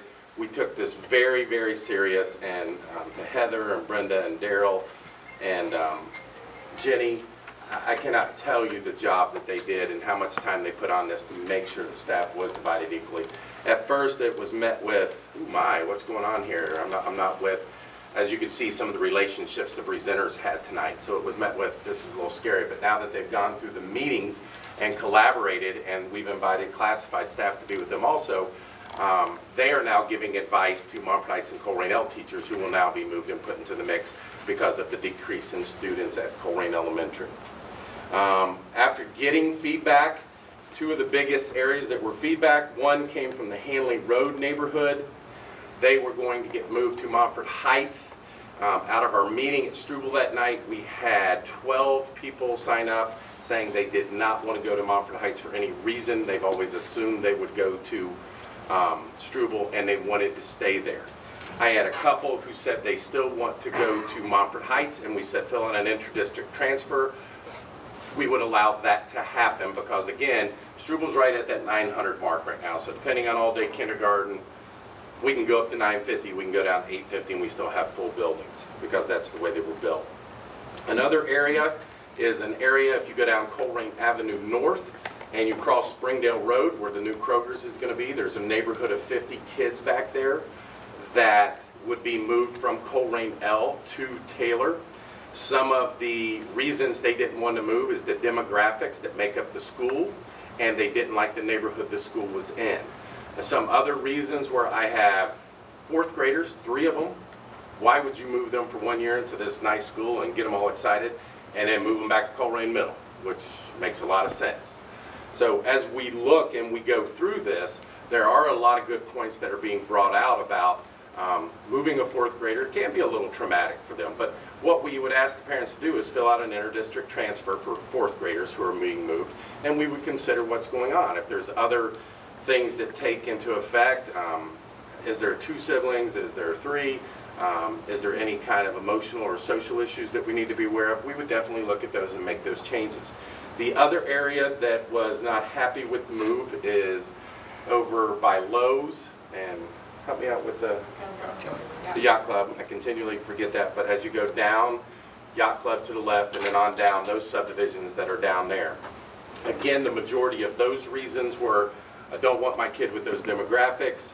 I don't want to be in that neighborhood. It's not a safe neighborhood. And then Daryl and I talked, and you know, people are allowed to have their opinion and allowed to have their points. And we take all of it seriously. We cannot not take it seriously. But we're thinking about a new school. We didn't go bulletproof windows, as we talked earlier, because we have certain mechanisms that can be put in place, and I can't really tell you where or by who, but we can lock hallways, we can lock stairwells in the new schools. Nobody can get up to the classroom wings. We have other safety plans for all our buildings. Our buses travel from Colerain L and from Taylor. If you look at data, the data will show you the growth that Taylor kids had, and closing the gap was the largest in the district, K through 3. We can show you that there's differences in all our schools. We had the majority of our schools get an AU and value added. In elementary, if they had grades 4 and 5, the only school who did not get an A and value added was Montford Heights. They got an F. Colerain can show data that discipline is different there than it is at Taylor. What we've tried to invite people to do is, we know we can't make everybody happy, and we know we can't change their mind, but we've tried to offer meet the principal. Mrs. Riley will meet with you, communicate with you, call you, email you, go do a tour of the school once it's open. But if you want to stay at Colerain as the home school, you can fill out an inter-district transfer and we'll see what we can do. Obviously, we've not changed anything with hardships. If daycare is located there, we're going to do our best to make sure hardships get transferred. But in big picture, there was no way to please everybody who we moved. We tried our best. We listened to input. And again, Daryl and I have listened very hard to these 4th graders requesting to be moved, because it is true. You're going to move me to this palace for a year and then back to CMS for again. And CMS does a great job with education, but it's not the palace that they're going to be used to K through 5. But this is about giving those Colerain elementary parents and kids, who they may not agree with, they voted for this levy, they helped pass this levy, they deserve the same opportunity to go to these schools as anybody else. So some of the questions that were asked during the redistricting meetings: will all the new buildings have playgrounds? Yes, they will. Will there be adequate parking for the events? Yes, there will, but it has to be done differently. With a 900 building school, you can't have a 3 grade level assembly. You're going to have to separate them grade by grade. So that will be taken care of. We will offer full day kindergarten next year for all our elementaries. We will also still have a half-day option, as we are mandated to provide if needed. We don't know where that half-day option site will be. It will not necessarily be at the home school, or it might be at the home school. We'll just have to wait and see what that is. The buildings are constructed to separate bus and car traffic. I think the biggest concern for folks is Struble. We are now in the process. We had meetings today. Things are going well for the Banning Road development, as long as things go well for Colerain Township tomorrow night in their meeting. Duke's coming by, moving power poles. Cincinnati Bell's coming, getting ready to move those boxes. We do have access to an easeway that the buses will go out to the right, go through the CHMA property and out on Banning Road. Cars will go to the left, and we will dedicate changing the stoplights to change the timing of the lights, and we will also put our police officer there to help move traffic. And if need be, we can do something up at Pimpin Road where it Banning deads into. The rest of the schools, Taylor will have a cop out front. It should move easy. Buses and cars are fully separated, so it should be an easy thing to do. Will gifted services be offered? We are doing our best to provide a gifted teacher for each of our elementaries. In the past, we've shared them. They've had to go from building to building. You lose time, so we are still working on that process, so it should make gifted services even better or give us a better ability to reach more kids. But we do have state guidelines we have to follow, and Jenny's probably over here. Don't say any more, Todd, just be quiet. But she keeps me in line, and we should be able to offer more gifted services, which is awesome. Starting times, I will have a final answer for you by next Monday when we do this, but I'm going to say that all parochials and our times will stay the same.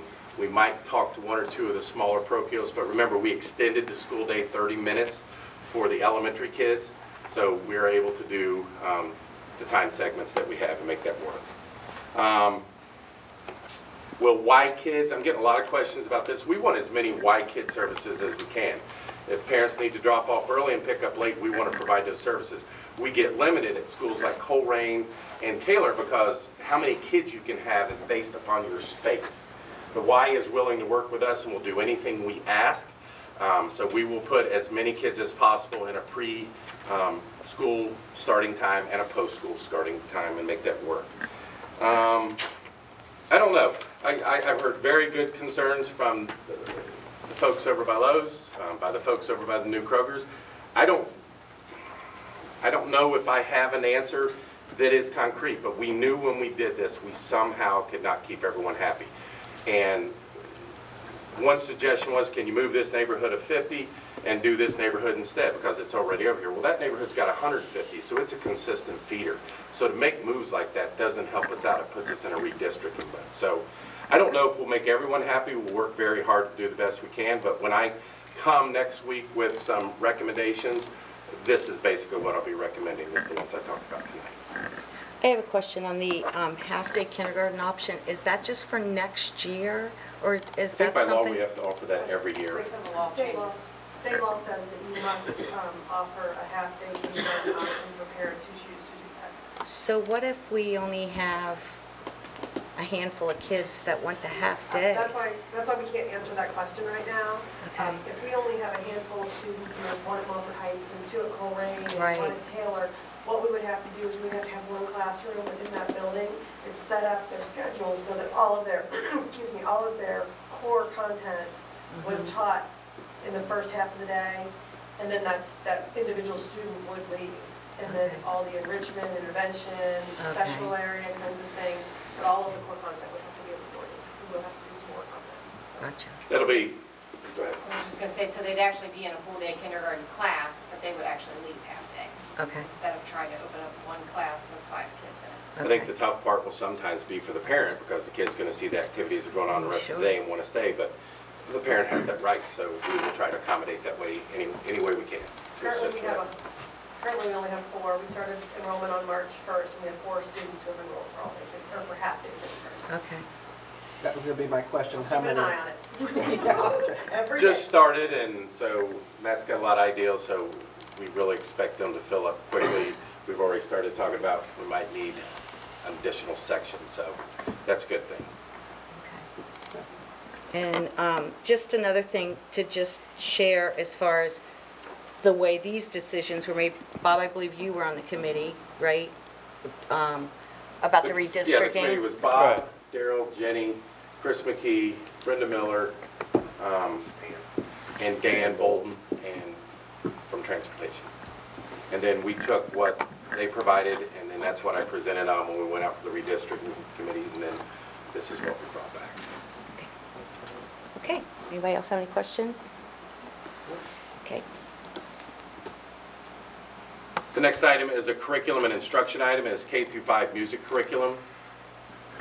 The Curriculum Department is presenting the following K-5 music curriculum program for your consideration. Quaver's Beyond Marvelous General Music Curriculum. It is comprehensive, customizable, fully digital program with engaging content that meets state and national music standards at every grade level. Jenny? As we move into our new buildings, we had a request from several of our music teachers, K-5, to do a review of the curriculum materials that they had available in their programs. It's been a long time. You know, we have to prioritize, we have to spend money where we, you know, need to. But as we looked at this, they all are getting all kinds of really nice equipment.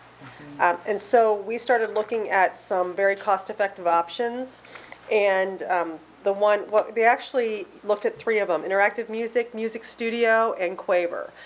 They did some rankings, they used it in the classrooms, and the Quaver product came out well ahead of any other product for ease of use. The kids love it, very engaging. Once they agreed that that was their choice at the teacher level, then they took it to the parents during conferences. They set up the program in their classrooms and invited the parents to stop in to take a look at it. I have a couple comments from parents that nice setup, good way to get kids involved. It's exciting to see a strong music curriculum being presented to my daughter. It's engaging and appropriate. So I have several more that are on the sheet. But so what I have for you today is, I think Jim's looking at it right now. There's some materials that are over there if anybody wants to take them with you. I also, before you leave tonight, if you really want to get on, I actually have a login to the actual program. Everything's online and available. You can download anything. They're using their smart boards, their boards, their interactive projectors. Really nice program. The music teachers have got to be excited the access of the stage right off the music room in the elementaries. I mean, the flex space they can use that stage for. I mean, that was exciting to see. I don't know who's more excited, the people getting the new buildings or Coleraine that's going to not have to teach on the stage because it's not as crowded anymore. Right. Who can get back into classrooms. So this is just for an item for information tonight. So if you want to take a look at it, if you have any questions next week, and just if you do have any specific questions, if you want to shoot me an email ahead of time so that I can be prepared to answer it, because our instructional specialist who works with the music teachers did this, Heather Kidd, worked with them, so I can gather any information that you need. Right, and this isn't just something that Jenny picked. This came from the music teachers. So if you do have questions, you can find any answer you need. I will admit music is not my area of expertise. Thank you. The next item is a curriculum item also. It is grades 3 through 5 ELA curriculum. So Jenny, I'll let you cover that also. Okay, so this is more of an area of expertise for me. So I'm very excited tonight. Last year, if you recall, we did a lot of work with our K-2 teachers because we saw a great need to really look at our curriculum for English language arts and make sure that our teachers had materials that were aligned to the standards and rigorous. So our K-2 teachers finally recommended and selected the Reach for Reading program, which is a Cengage National Geographic product. We've been using it this year. At the end of last year, looked at some of our options, looked at a lot of the data that was out there about the different programs, and we really thought that for 3-5, Reach was going to be a very good option for us also 3-5. So we had the opportunity this year. Cengage was kind enough to allow 14 of our 3 through 5 teachers to actually begin using this program at the beginning of the year and pilot it. So since the beginning of the year, a 3rd, 4th, and 5th grade teacher in every building that has 3rd, 4th, and 5th grade has been using this program solely with their students. Got rid of everything else, brought this in. I give those teachers a lot of credit for that. They're working on teams with teachers who are using other materials, doing other things, but they stayed strong and really stuck with it. We brought that team back together last week, and we looked at a lot of data. We were able to look at fall to winter data for our students. We were also able to look at winter to winter. So where are our students this year in those classes that are using this program as compared to where students were last year? I'm not using these programs. Saw some good data, saw some good results, And the teachers are recommending that we move forward with an adoption of this curriculum and these materials for next year, 3 through 5.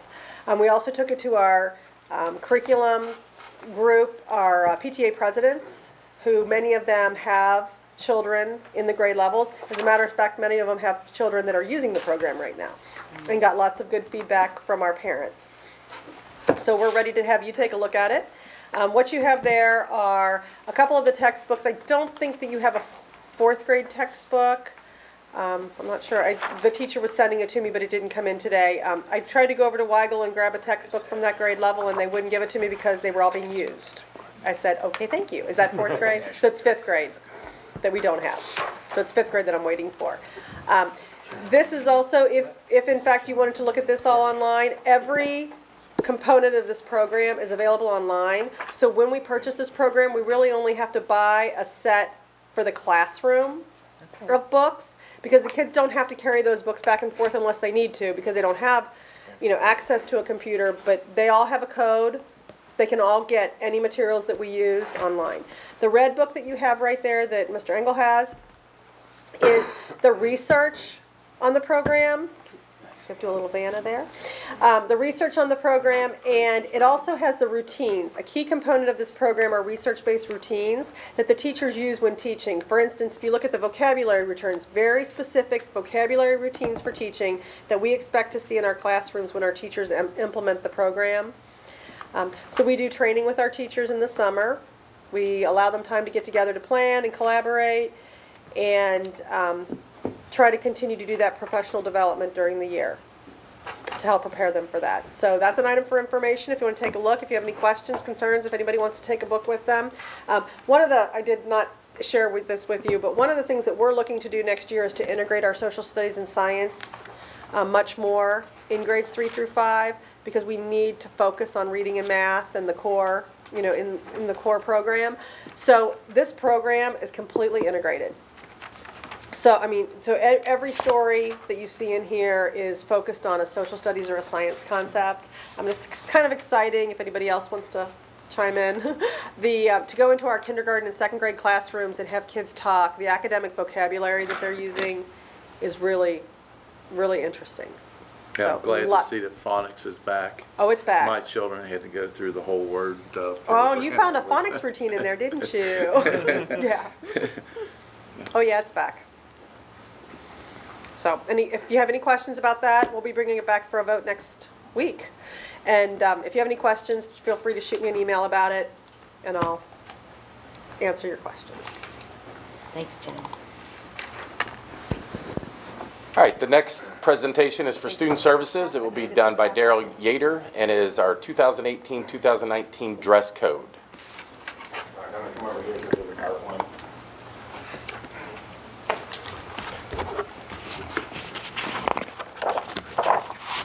So just to go through, we started this process really with Northwest High School and Pleasant Run Middle School because they're currently in uniforms. And we've been hearing a lot about the uniforms. So we started with surveying parents and teachers and kids.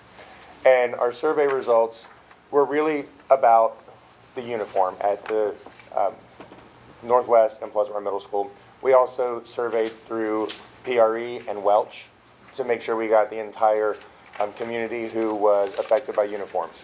And our big question was, do you want to keep uniforms? Because we've been hearing, this was a parent-driven initiative when uniforms came into the district, but we've been hearing a lot of concern about the uniforms. 68% said no, they don't support a uniform at Northwest and Pleasant Run. They might if there were changes made, and it was pretty split. So there was no real overwhelming consensus to keep the uniforms. A lot of the comments that we were getting from the people who filled out the survey were that they would support something, but they wanted it to be unified district-wide. They wanted one plan for the whole district. We have dress code for every other building in the district. Every year we go through a process of revising and updating that dress code policy for all of our other schools. So what we did was we took the process and wrapped in the entire district to try to bring it together into one unified plan. Our process was really starting with that survey to determine whether or not we were going to come together or maintain two separate paths. We came together with one path. We went to the principals, who then engaged their parent-teacher organizations and their building leadership teams to ask the question about, if we're unifying the district under one dress code policy, what are the things that need to be in that? So we brought all that together to a district team that took that and synthesized that feedback into a draft plan. We looked at other districts who have or dress code policies to really kind of look at what other people are using. We put together a draft and we released it. We got a lot of initial feedback, so we did some initial revision, and then we sent out a second draft. And we continued to gather feedback. Feedback went through the buildings. The principals were the point person who gathered all of the information from the community and then brought all that together, and we created a final draft. What I have here is the final draft. When we look at the other districts, since we were moving away from a uniform, we looked at other districts that were high performing that we expect our kids to compete with for scholarships, jobs, and college entrance. And so we really looked at Oak Hills. We looked at Wyoming, Indian Hill, Sycamore. We looked at other districts in the area that had dress codes and not uniforms. What I'm going to show here is the first statement. I know it's hard to see, but I'll kind of highlight it, is version 1, and that was the initial release to the public. The second line is the proposal, which is after multiple revisions where we landed.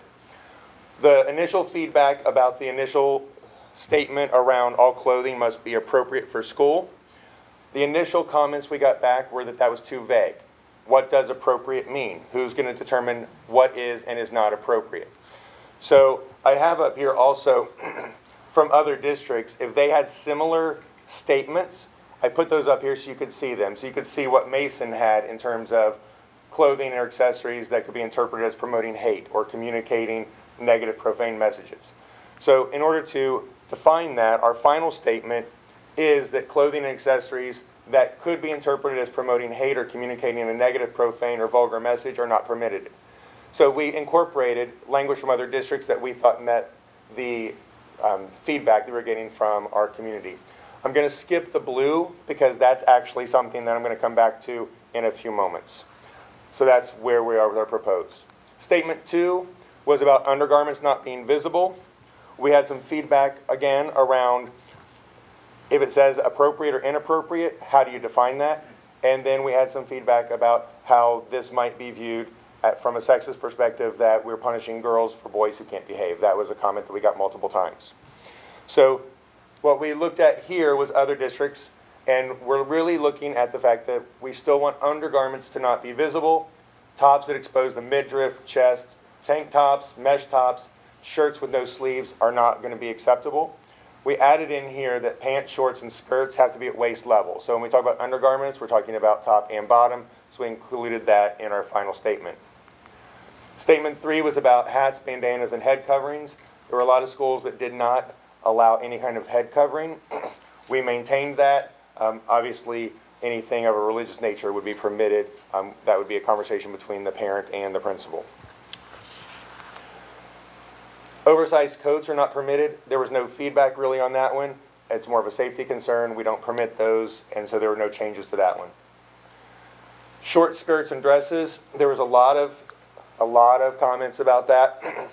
Again, the second revision talked about appropriate, and the comment was, what is appropriate? So we defined appropriate, that they have to reach to a length of mid-thigh or lower and not be overly revealing.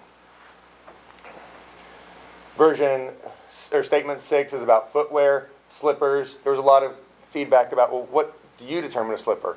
What is a house shoe to you? So we basically kind of looked at other districts, and footwear has to be safe for the learning environment. So we're really looking at making sure that students aren't going to slip and fall, they're not going to fall down steps, they're not going to trip. And this is the one in blue that I told you I'd come back to. This one was about excessive hair color, jewelry, or piercings. When we looked at other districts, there were very few districts that had anything in their policies around hair color. Oak Hills was the only one who maintained anything around hair color. And a lot of feedback was, can we please not stop talking about hair color? So this statement in blue is actually the final statement, but we added it with statement number 1. That's why it's in blue, and that's why it was in blue on the first slide and this slide. Statement number 1 incorporates the clothing and accessories that have to not promote hate or a vulgar message, and that jewelry and accessories that pose a safety concern for the student are not acceptable. So things like spikes would not be acceptable. So those 6 statements are what we landed on for the dress code for next year, which would be district-wide. And that would be coming back next week for a vote. Any questions on those statements? Did any of the parents bring up Tinker versus Des Moines? Yeah, and that's covered in the clothing that cannot be interpreted as promoting hate or communicating negative, profane language. You know, I did research on this when we instituted the uniforms years ago. And I called Long Beach, California, because they're a public school and they have 40,000 students in their school district, and half of the school district had uniforms in the other half. And, you know, I called out there and they just basically said this was all parent-led. You know, it wasn't the administrators, the superintendent, anything like that, but it was all parent-led, and that's how that district was. There was 20,000 that had uniforms and 20,000 that didn't have uniforms. So I see where, you know, the parents are driving this, which I think it should be. Yeah. I'm commended for doing the job. And when you look at, we have great kids, great families, and uniforms were a great thing at the time because the parents wanted it, but we trust our kids and our families to make good decisions. If I could, I'd like to compliment Daryl, Jack, Susan, Eric, Kevin, and Libby. It is easy to see why kids say what they say on social media because parents do the same thing. It was not read that it was a draft when it first came out. We were accused of punishing females and because we said no skirts or dresses, but I don't think folks realized that Northwest and Pleasant Run, you weren't allowed skirts or dresses. You were never allowed to wear them. But that came back as the district is this, this, and that. So it's that fine line where Elliot better have an answer, if he's still here, of how you communicate to Facebook and other places because parents feel they have free reign to put whatever they want to out there and not be held accountable. That is what this age has become. If you look at politics and everything else, you post whatever you want to say, you do whatever you want to say. And they got hammered over things that were a draft. It was just, we wanted feedback. So I don't know if the community's not ready to give feedback. We wanted feedback, but it got personal, it got really negative, and it got really hateful. And it was just shocking to see because the students had more common sense about it than some of the adults did. I met with both high schools and talked to them, and they were very clear about their expectations. And you know, there is a part of Northwest kids that will miss the uniform, but there's a part of them that are excited to get away from it because they always felt like they were singled out because they had uniforms and the rest of the district didn't. Listening to the community, this was brought to our attention by the Diversity Committee, so it was important that we look at this also. So we got and gathered a lot of feedback so that we can make changes that were appropriate for the kids. I think what we've got up there is appropriate, but the next thing we'll get hammered on is it's too lackadaisical, it's too easy. So there's varying opinions out there.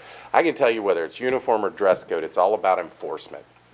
And I know from living it at Northwest, I couldn't have a kid get through first, second, third, and fourth bell and then get written up fifth bell for not having a belt. Well, how did he get past the first 4? So the consistency of whatever we do has to be enforced. So we will do our best to make sure this is happening. Just so the public knows, the amount of referrals, and I don't know the exact numbers, but between the 2 high schools, with Northwest with a population of about 900 a day and Colerain 1,900, Brenda, wasn't there a difference of like thousands of referrals? I mean, that's all they were doing. There were about, I think, 3,000 more referrals at Northwest than there was Colerain. That's taking kids out of class. That's keeping kids from learning, and it's not fair. So the administration and the staff are happy to move forward with the dress code, and Susan and Eric were very good at giving input, but they put a lot of work into this. I'm very happy it turned out the way it did. Well, I think too that the consistency of across the board, especially with our high school kids, because we have kids that are in Butler Tech program that, you know, they might be a Northwest student, but their Butler Tech program's at Coleraine or vice versa. So I know there were issues with that as well, you know. Yeah. Do I have to be in uniform if I'm here or there or whatever? So I think this is a good move. I will say, I shouldn't even say this, but I'm feeling really old because I remember I was in the 3rd grade at Pleasant Run Elementary when girls finally got to wear pantsuits. We always had to wear dresses, and all of a sudden the teachers and everybody, we got to wear pantsuits. So, boy, it has time to change. Okay, anybody else? Yeah, I wanted to ask Daryl this. Tie to grade school. How do you determine that definition of hate or whatever? Because in Tinker versus Des Moines, the Supreme Court ruling was that students do not leave their constitutional rights at the door. So how do we determine, or who will determine, whether or not, you know, I can understand if a kid walks in with a big Budweiser t-shirt on, I mean, you know, that's inappropriate. But they, according to this ruling, as long as it does not disrupt the educational system or the processes during the day, then they're allowed to wear it. Where does that come in?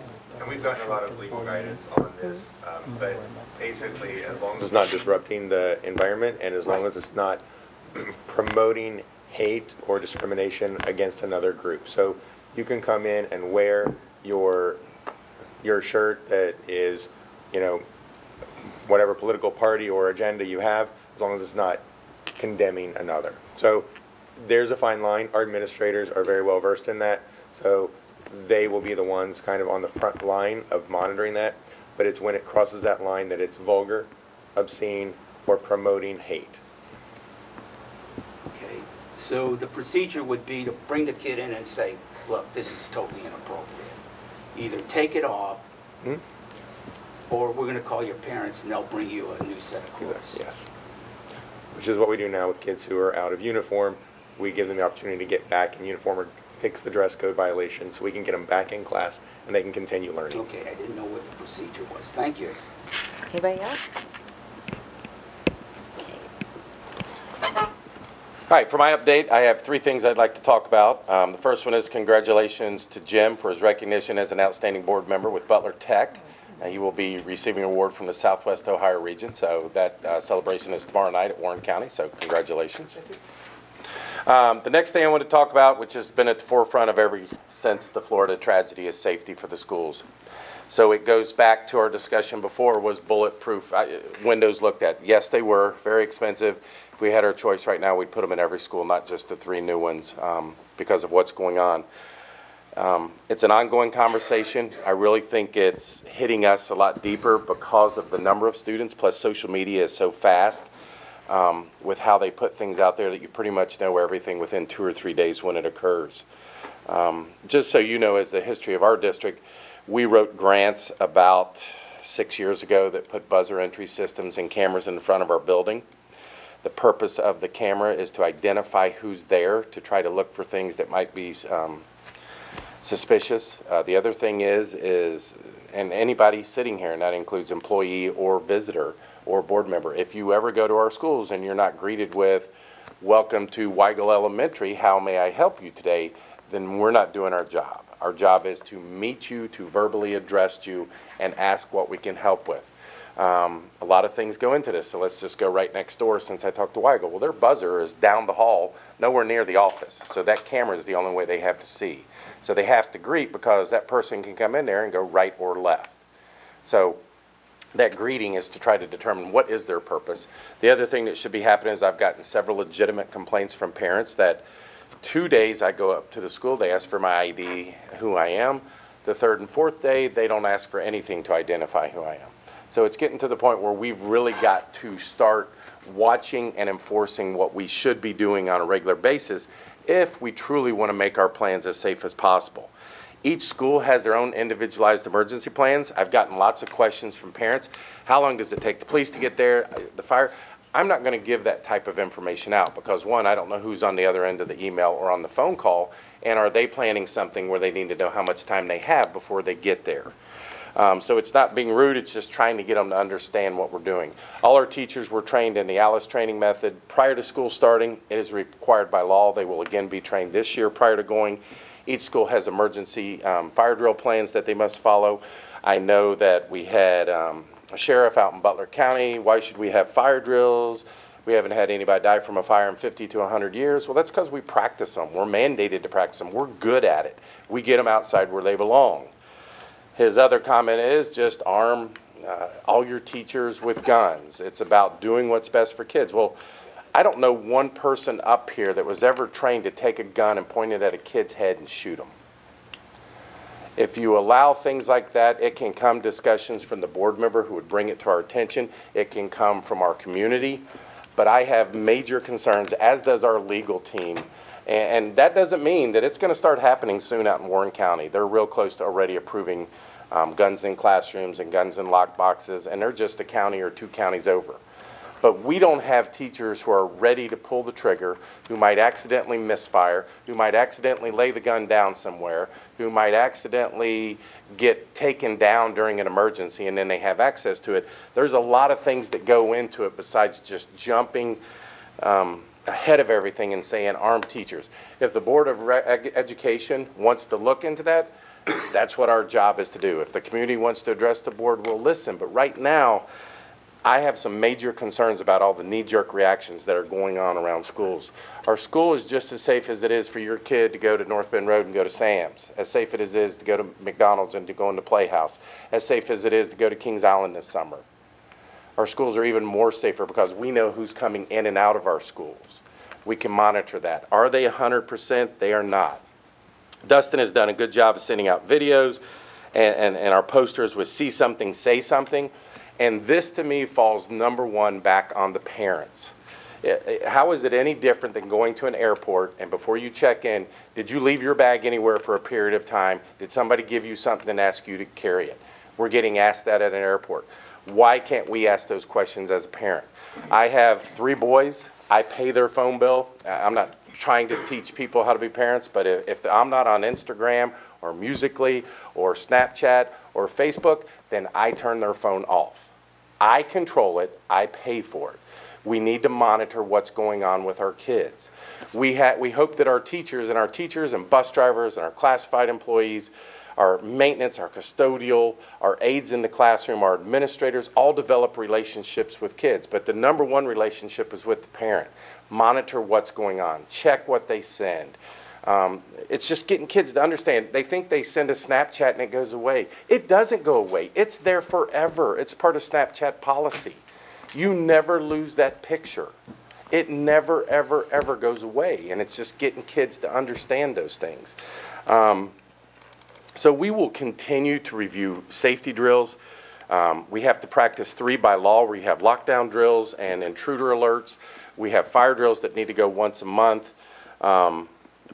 I met recently with Daryl and myself in Green Township and Colerain Township because I've been getting a lot of feedback from parents wanting resource officers in the middle schools, and why don't we have them there? As Chief said, if they were that easy to find, we'd have officers looking for things to do. So he's got other ideas, retired officers who could come in full uniform, who might work 3 days a week, split it. But we will look at those options. We can present those. And then it goes back to what we talked about earlier. What are the cuts we need to make and what are the additions we need to make in order to make kids safe at school? We offered to meet with the entire district today at 3 and 4:30. And a lot of people couldn't make it and I got lots of emails, which is great. But trying to open up lines of communications. Their biggest concerns are their doors. So somebody breaks in right now out front, we hear gunshots, we can't lock it from the inside. Classrooms are the same way. You have to go out, you have to key it, and you have to pull it together to lock it. That's every classroom door in our district. So Chris is working on what would it cost to change that keying process, flip the doorknobs, do whatever we have to do so we can lock from the inside. Sometimes locking from the inside, they're not happy at the fire department. So when we meet fire and police, it's kind of like this sometimes. I can't get in there if that room happens to catch on fire. So they get upset with that. Also, you had a situation in Florida where one teacher locked the door and then the kids wanted back in, and he'd already hid in the corner with 2 others and didn't let a soul back in the room. So there's all kinds of situations that can be affected by this, but I want you to know, we're looking at every situation we can. We have quarterly meetings that we invite all local police officers and fire in, that Dustin arranges to happen. Our parochial schools are invited. We share ideas. When the unfortunate incident happened at LaSalle, we wanted to meet with them immediately. How did you deal with this? How did you work with everything? And LaSalle was awesome. They came and spoke to us.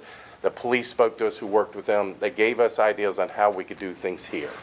I just want everybody to know that it is continually at the front of what we're doing, and it will continue to be, because there is no easy answer. There is nothing that I can promise you that is 100% safe, but our kids' protection is #1 priority for us, so we will do as much as we can.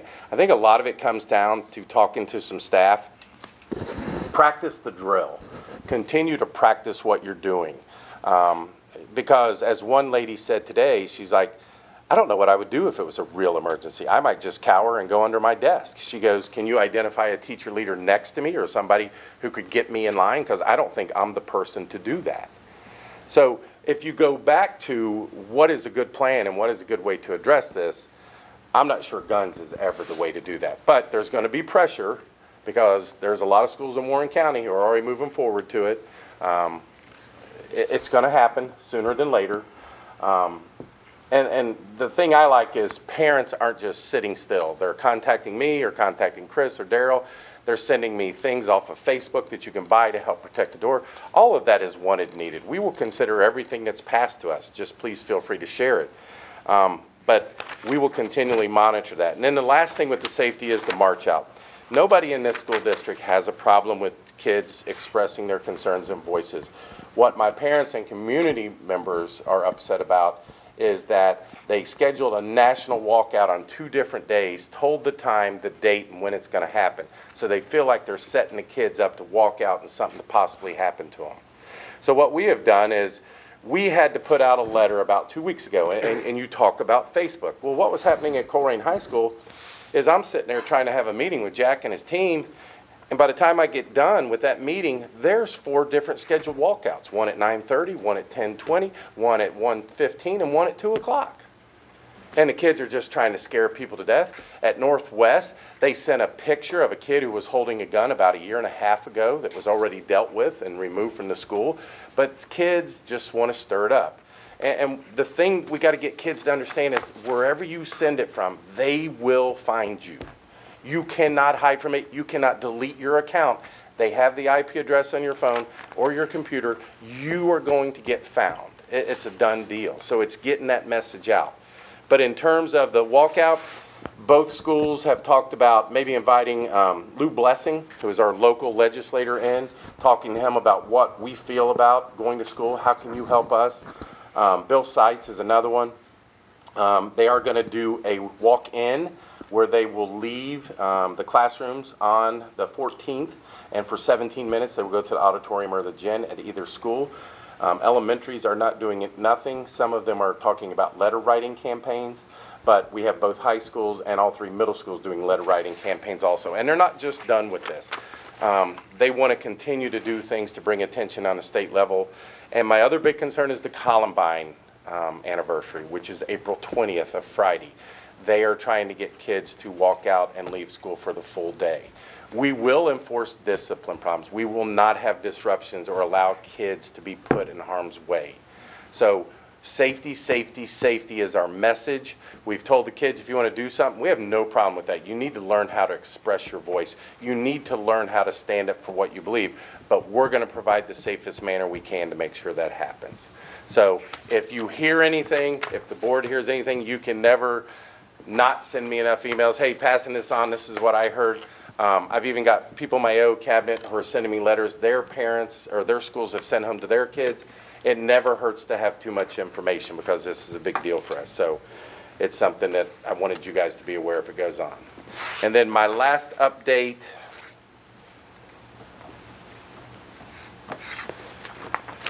is land selling and regulation. So I don't see Monica tonight, but Diane's here, so she can share, and I don't see whatchamajig. He was here at the work session also.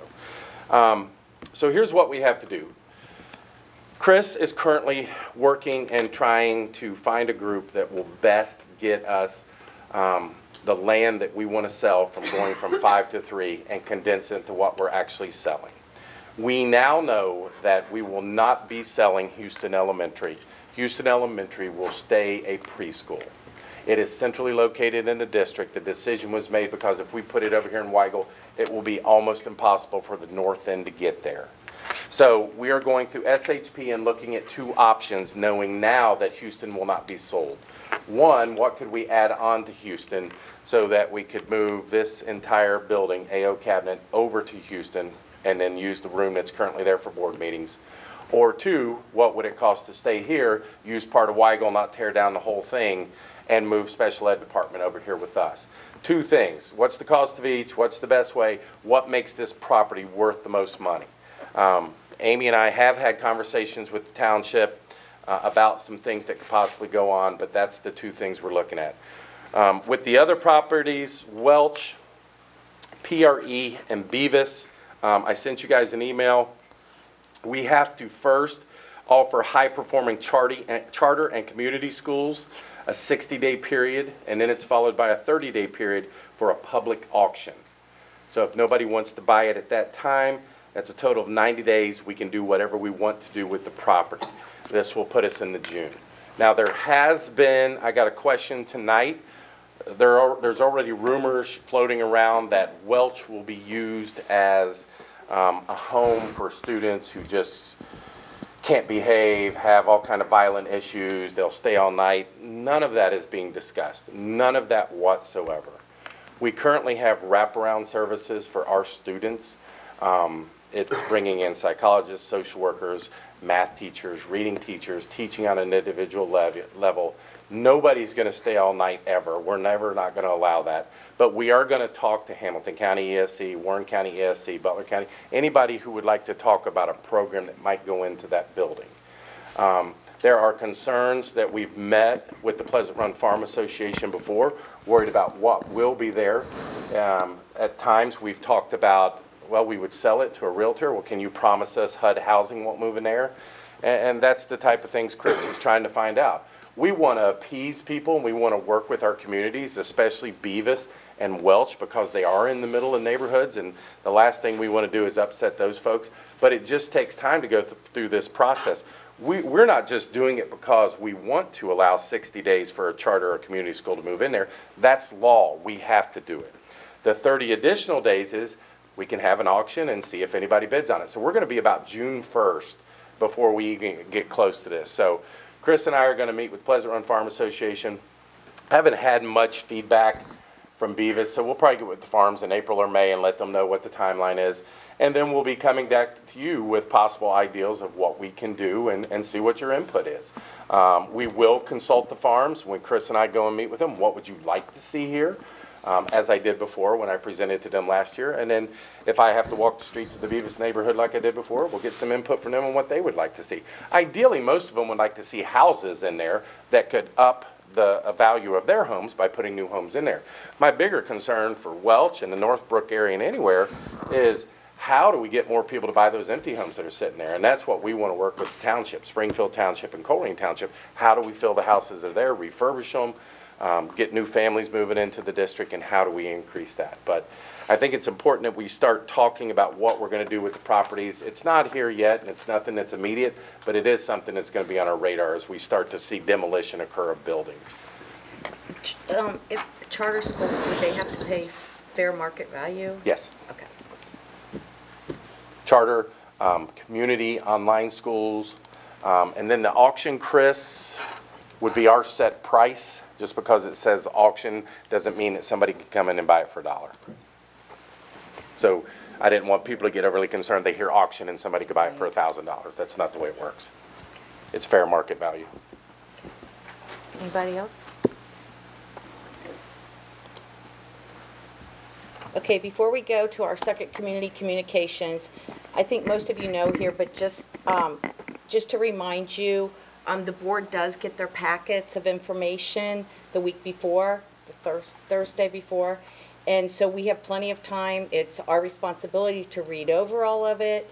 If we have any questions with the agenda, we are to call Todd, or, you know, if it's a curriculum thing, Jenny or whoever would be the appropriate person to ask those questions. So that's why sometimes it seems like we go through this quickly when we're voting, but it's things we have definitely, or should have definitely already seen and know what we're voting on. So with that, this is the part in the meeting that if there's any questions you have about anything that happened tonight at the meeting, you can just ask from your seat. Okay. Yes? In regards to the redistricting, this war, the lines as they stand, is that supposed to be put on next week, or are they still open to? No, I assume they will get contacted by community members. I expect to get more contacts. What I've been doing, as soon as I get it, I send it out to them so they're well informed by the time they get it. So I just don't sit on the information and then give it to them Monday night. So as soon as I get something tomorrow through Friday, I'll forward it to them and say these are the latest comments, but I'll make a final recommendation next week.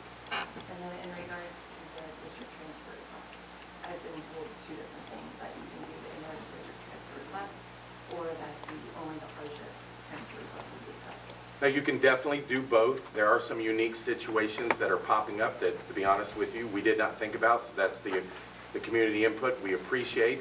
And the intra-district, which is the hardship cases, those families just can't help. We understand if grandpa and grandma live across the street from MHE, why would you not want your kids to go there? So we're not trying to be mean and stop stuff like that, but the intra-district, it'll depend on space. And we will try to work with busing. Chris and I have said from the get-go, by redistricting, our hope is to bus more kids and not have buses three-quarter full showing up to a school. If we can get more, and we found some really hard situations out in these redistricting meetings. I think Chris has already changed 3 pickups where they're crossing a major road that is just crazy. There's no reason they should have to cross that. And I'd like to say we're good and we catch everything, but sometimes we don't. I think Bob can talk to that, as he was in transportation for years, but if parents will bring it to our attention, we will gladly change the stops and try to do more. But we will look at the inter-district transfers. If there's space, we will try to see what we can do to grant those, and then the busing, we'll just have to wait and see what we have going in that area.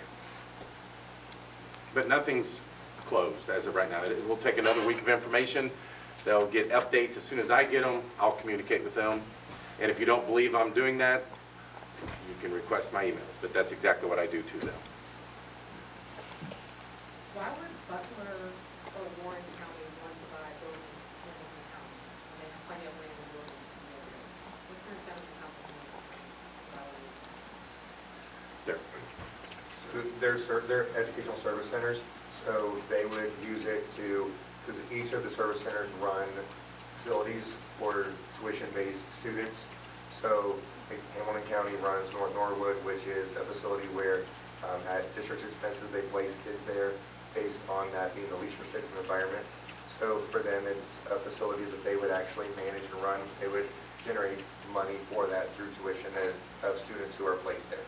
So why don't you do that in your own county? A lot of them span other counties, so their services cross county lines. They're not restricted to just being in their county.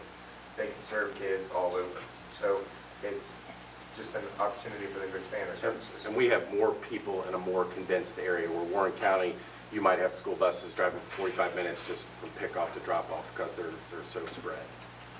What was the other thing? They don't necessarily buy it either. It could be a land lease that Chris has talked about that every 5 years would be reevaluated. The one thing that it would help us when we start talking about cuts and making, the state gives us $6,000 per kid. We're paying on the average about $50,000 for outside placement of students. Heidi, is that about right? So if we could bring some of those kids back and offer the services within our own district, saves on busing, and it saves on $50,000 of educating those kids because we're able to educate them here in our own district. And they're not kids who are shooed away because of guns, knives, and violence. They're autism. They're high functional kids but have some other related issues. Might be some wheelchair options or some other disabilities that just take a lot of money to get them out there. So that to us would be a huge savings if we could bring some of those kids back to us.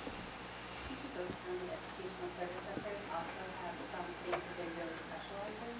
So for example, we might contract with Warren County for nursing services because it's not offered, that service is not offered by our Hamilton County DSC.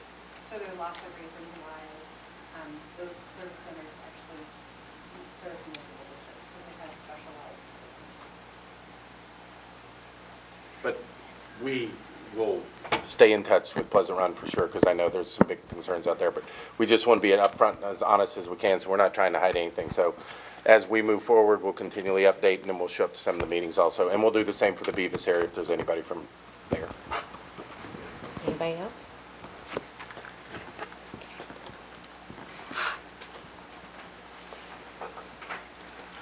You want to do this guy? Do you want to do this or you want me to do this? Oh, they moved board member comments. Mine's got it next. Sorry, my bad. I can do it if it would help you. We need to, or do we have to follow the agenda as is, Chris? Mine, for some reason, says board member comments 19.1 before this. Did it get changed?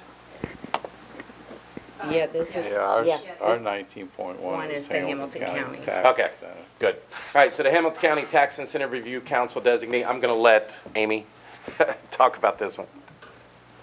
So each year, the Hamilton County Tax Incentive just needs a designee approved by the board to attend the meeting where we'll review all the county TIFs.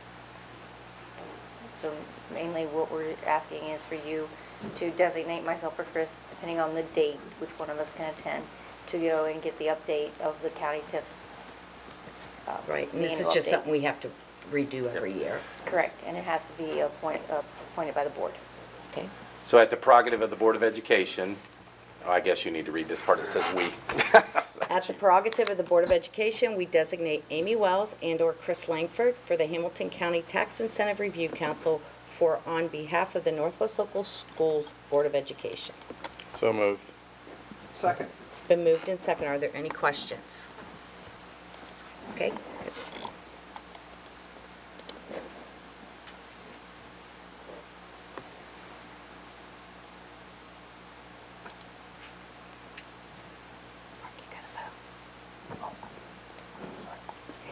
Motion passed 5-0. The next item is designee for public records training. Amy? Okay, and then also at the beginning of each term, so every 2 years for board members, the Board of Education is required to have public records training. Because the Treasurer's Office is the custodian of all public records, usually one of us, or mainly Chris, goes and gets the training every other year so that the board is certified for public records training, and then we handle the public records request for the district. Okay. So at the prerogative of the Board of Education, we designate Chris Langford for public records training for the current term of office on behalf of the Northwest Local Schools Board of Education. So moved. Second. Moved and second. Are there any questions? Thank you, Chris.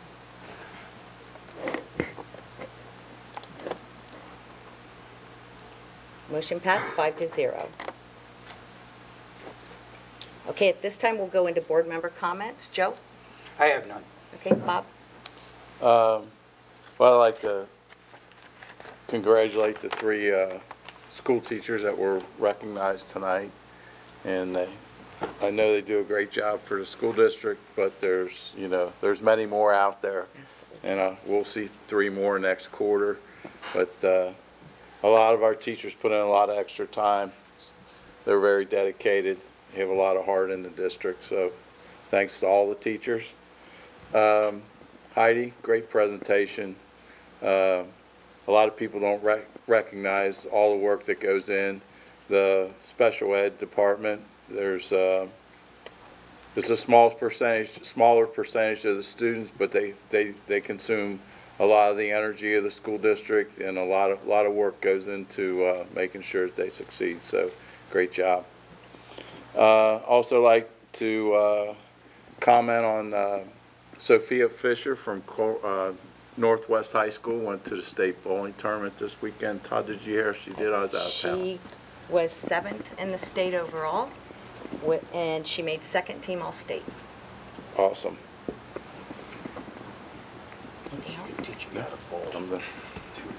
Mark?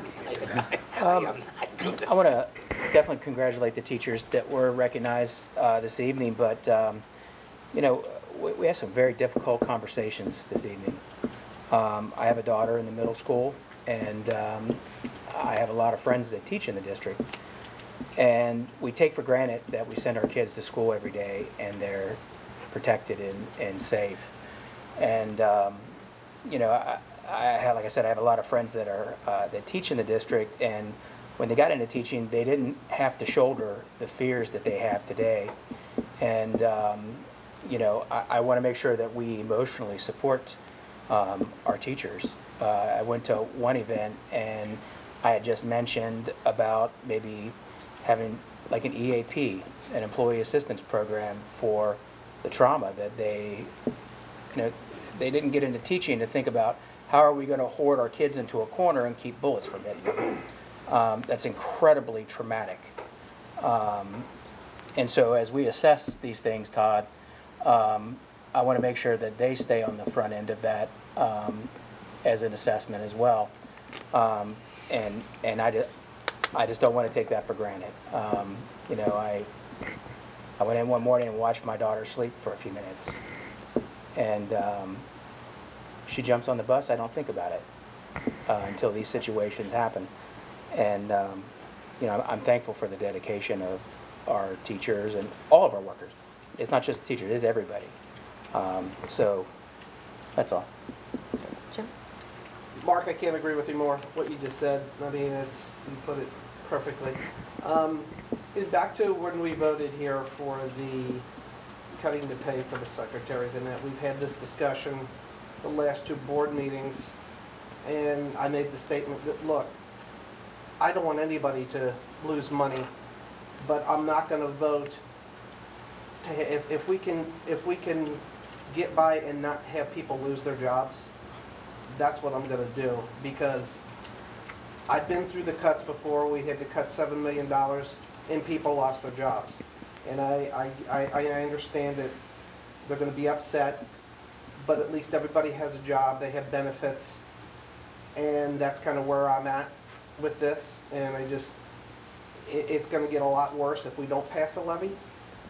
You know, when you have to come in here and let's pick out 15 members of our school district, say, you know what, you guys are losing your job.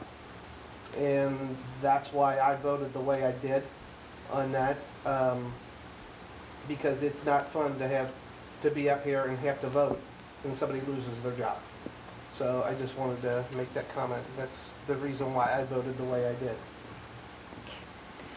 Well, I would like to first thank Montford Heights Elementary PTA, invited us to Founders Day, and I got to enjoy their music program. Their music teacher did a great job. The 5th grade chorus, and we call it the orchestra and the band, and it was just a really nice night. It kind of went back, flashback of when one of our daughters played in the band back in elementary, and it was nice to see the gym full of parents and grandparents, and just a really nice evening. I too was going to congratulate Sophia. I will say Northwest and Coleraine do a great job when they have kids that reach that state level. The recognition they get, they line all the halls with the kids, and she gets to go through the whole hallways up, you know, first floor, second floor, and everybody's cheering her on. And I just can't even imagine what that would feel like to have, you know, students that that you don't even know that are cheering you on and recognizing that, you know, she just went to the state meet, and then to place 7th, it's amazing. So congratulate the athletic department at Northwest for how great job they do with recognizing their athletes, and same with Coleraine. And another touch, this is a former alumni, but I still have to brag. Miles Pringle was a track star here at Northwest. Got to see him win, I don't know how many years in a row at the state meet, but he just won his 3rd national indoor championship for the 400 meters. And to see, man, what a proud, just to see that this was one of our students. And He runs for Ashland College, it's Division II, but the cool thing is, his time would have won Division I. He would have been the Division I, the fastest indoor athlete in the country, and he came from our district. Lori Spence did a wonderful job with those kids. Her former athletes have gone on, and they're all doing well. So I want to congratulate all of them. Just to kind of piggyback on, just one thing I just want to touch on as far as the cuts. As far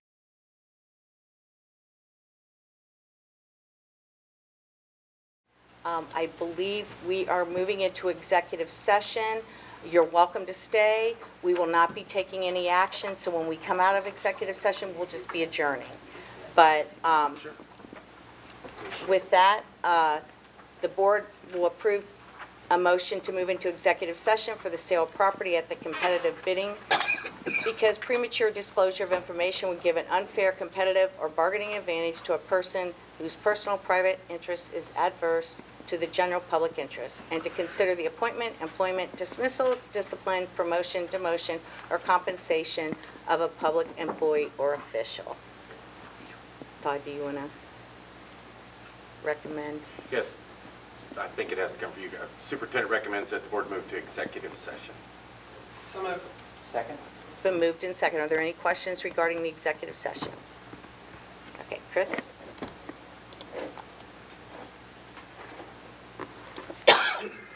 Okay.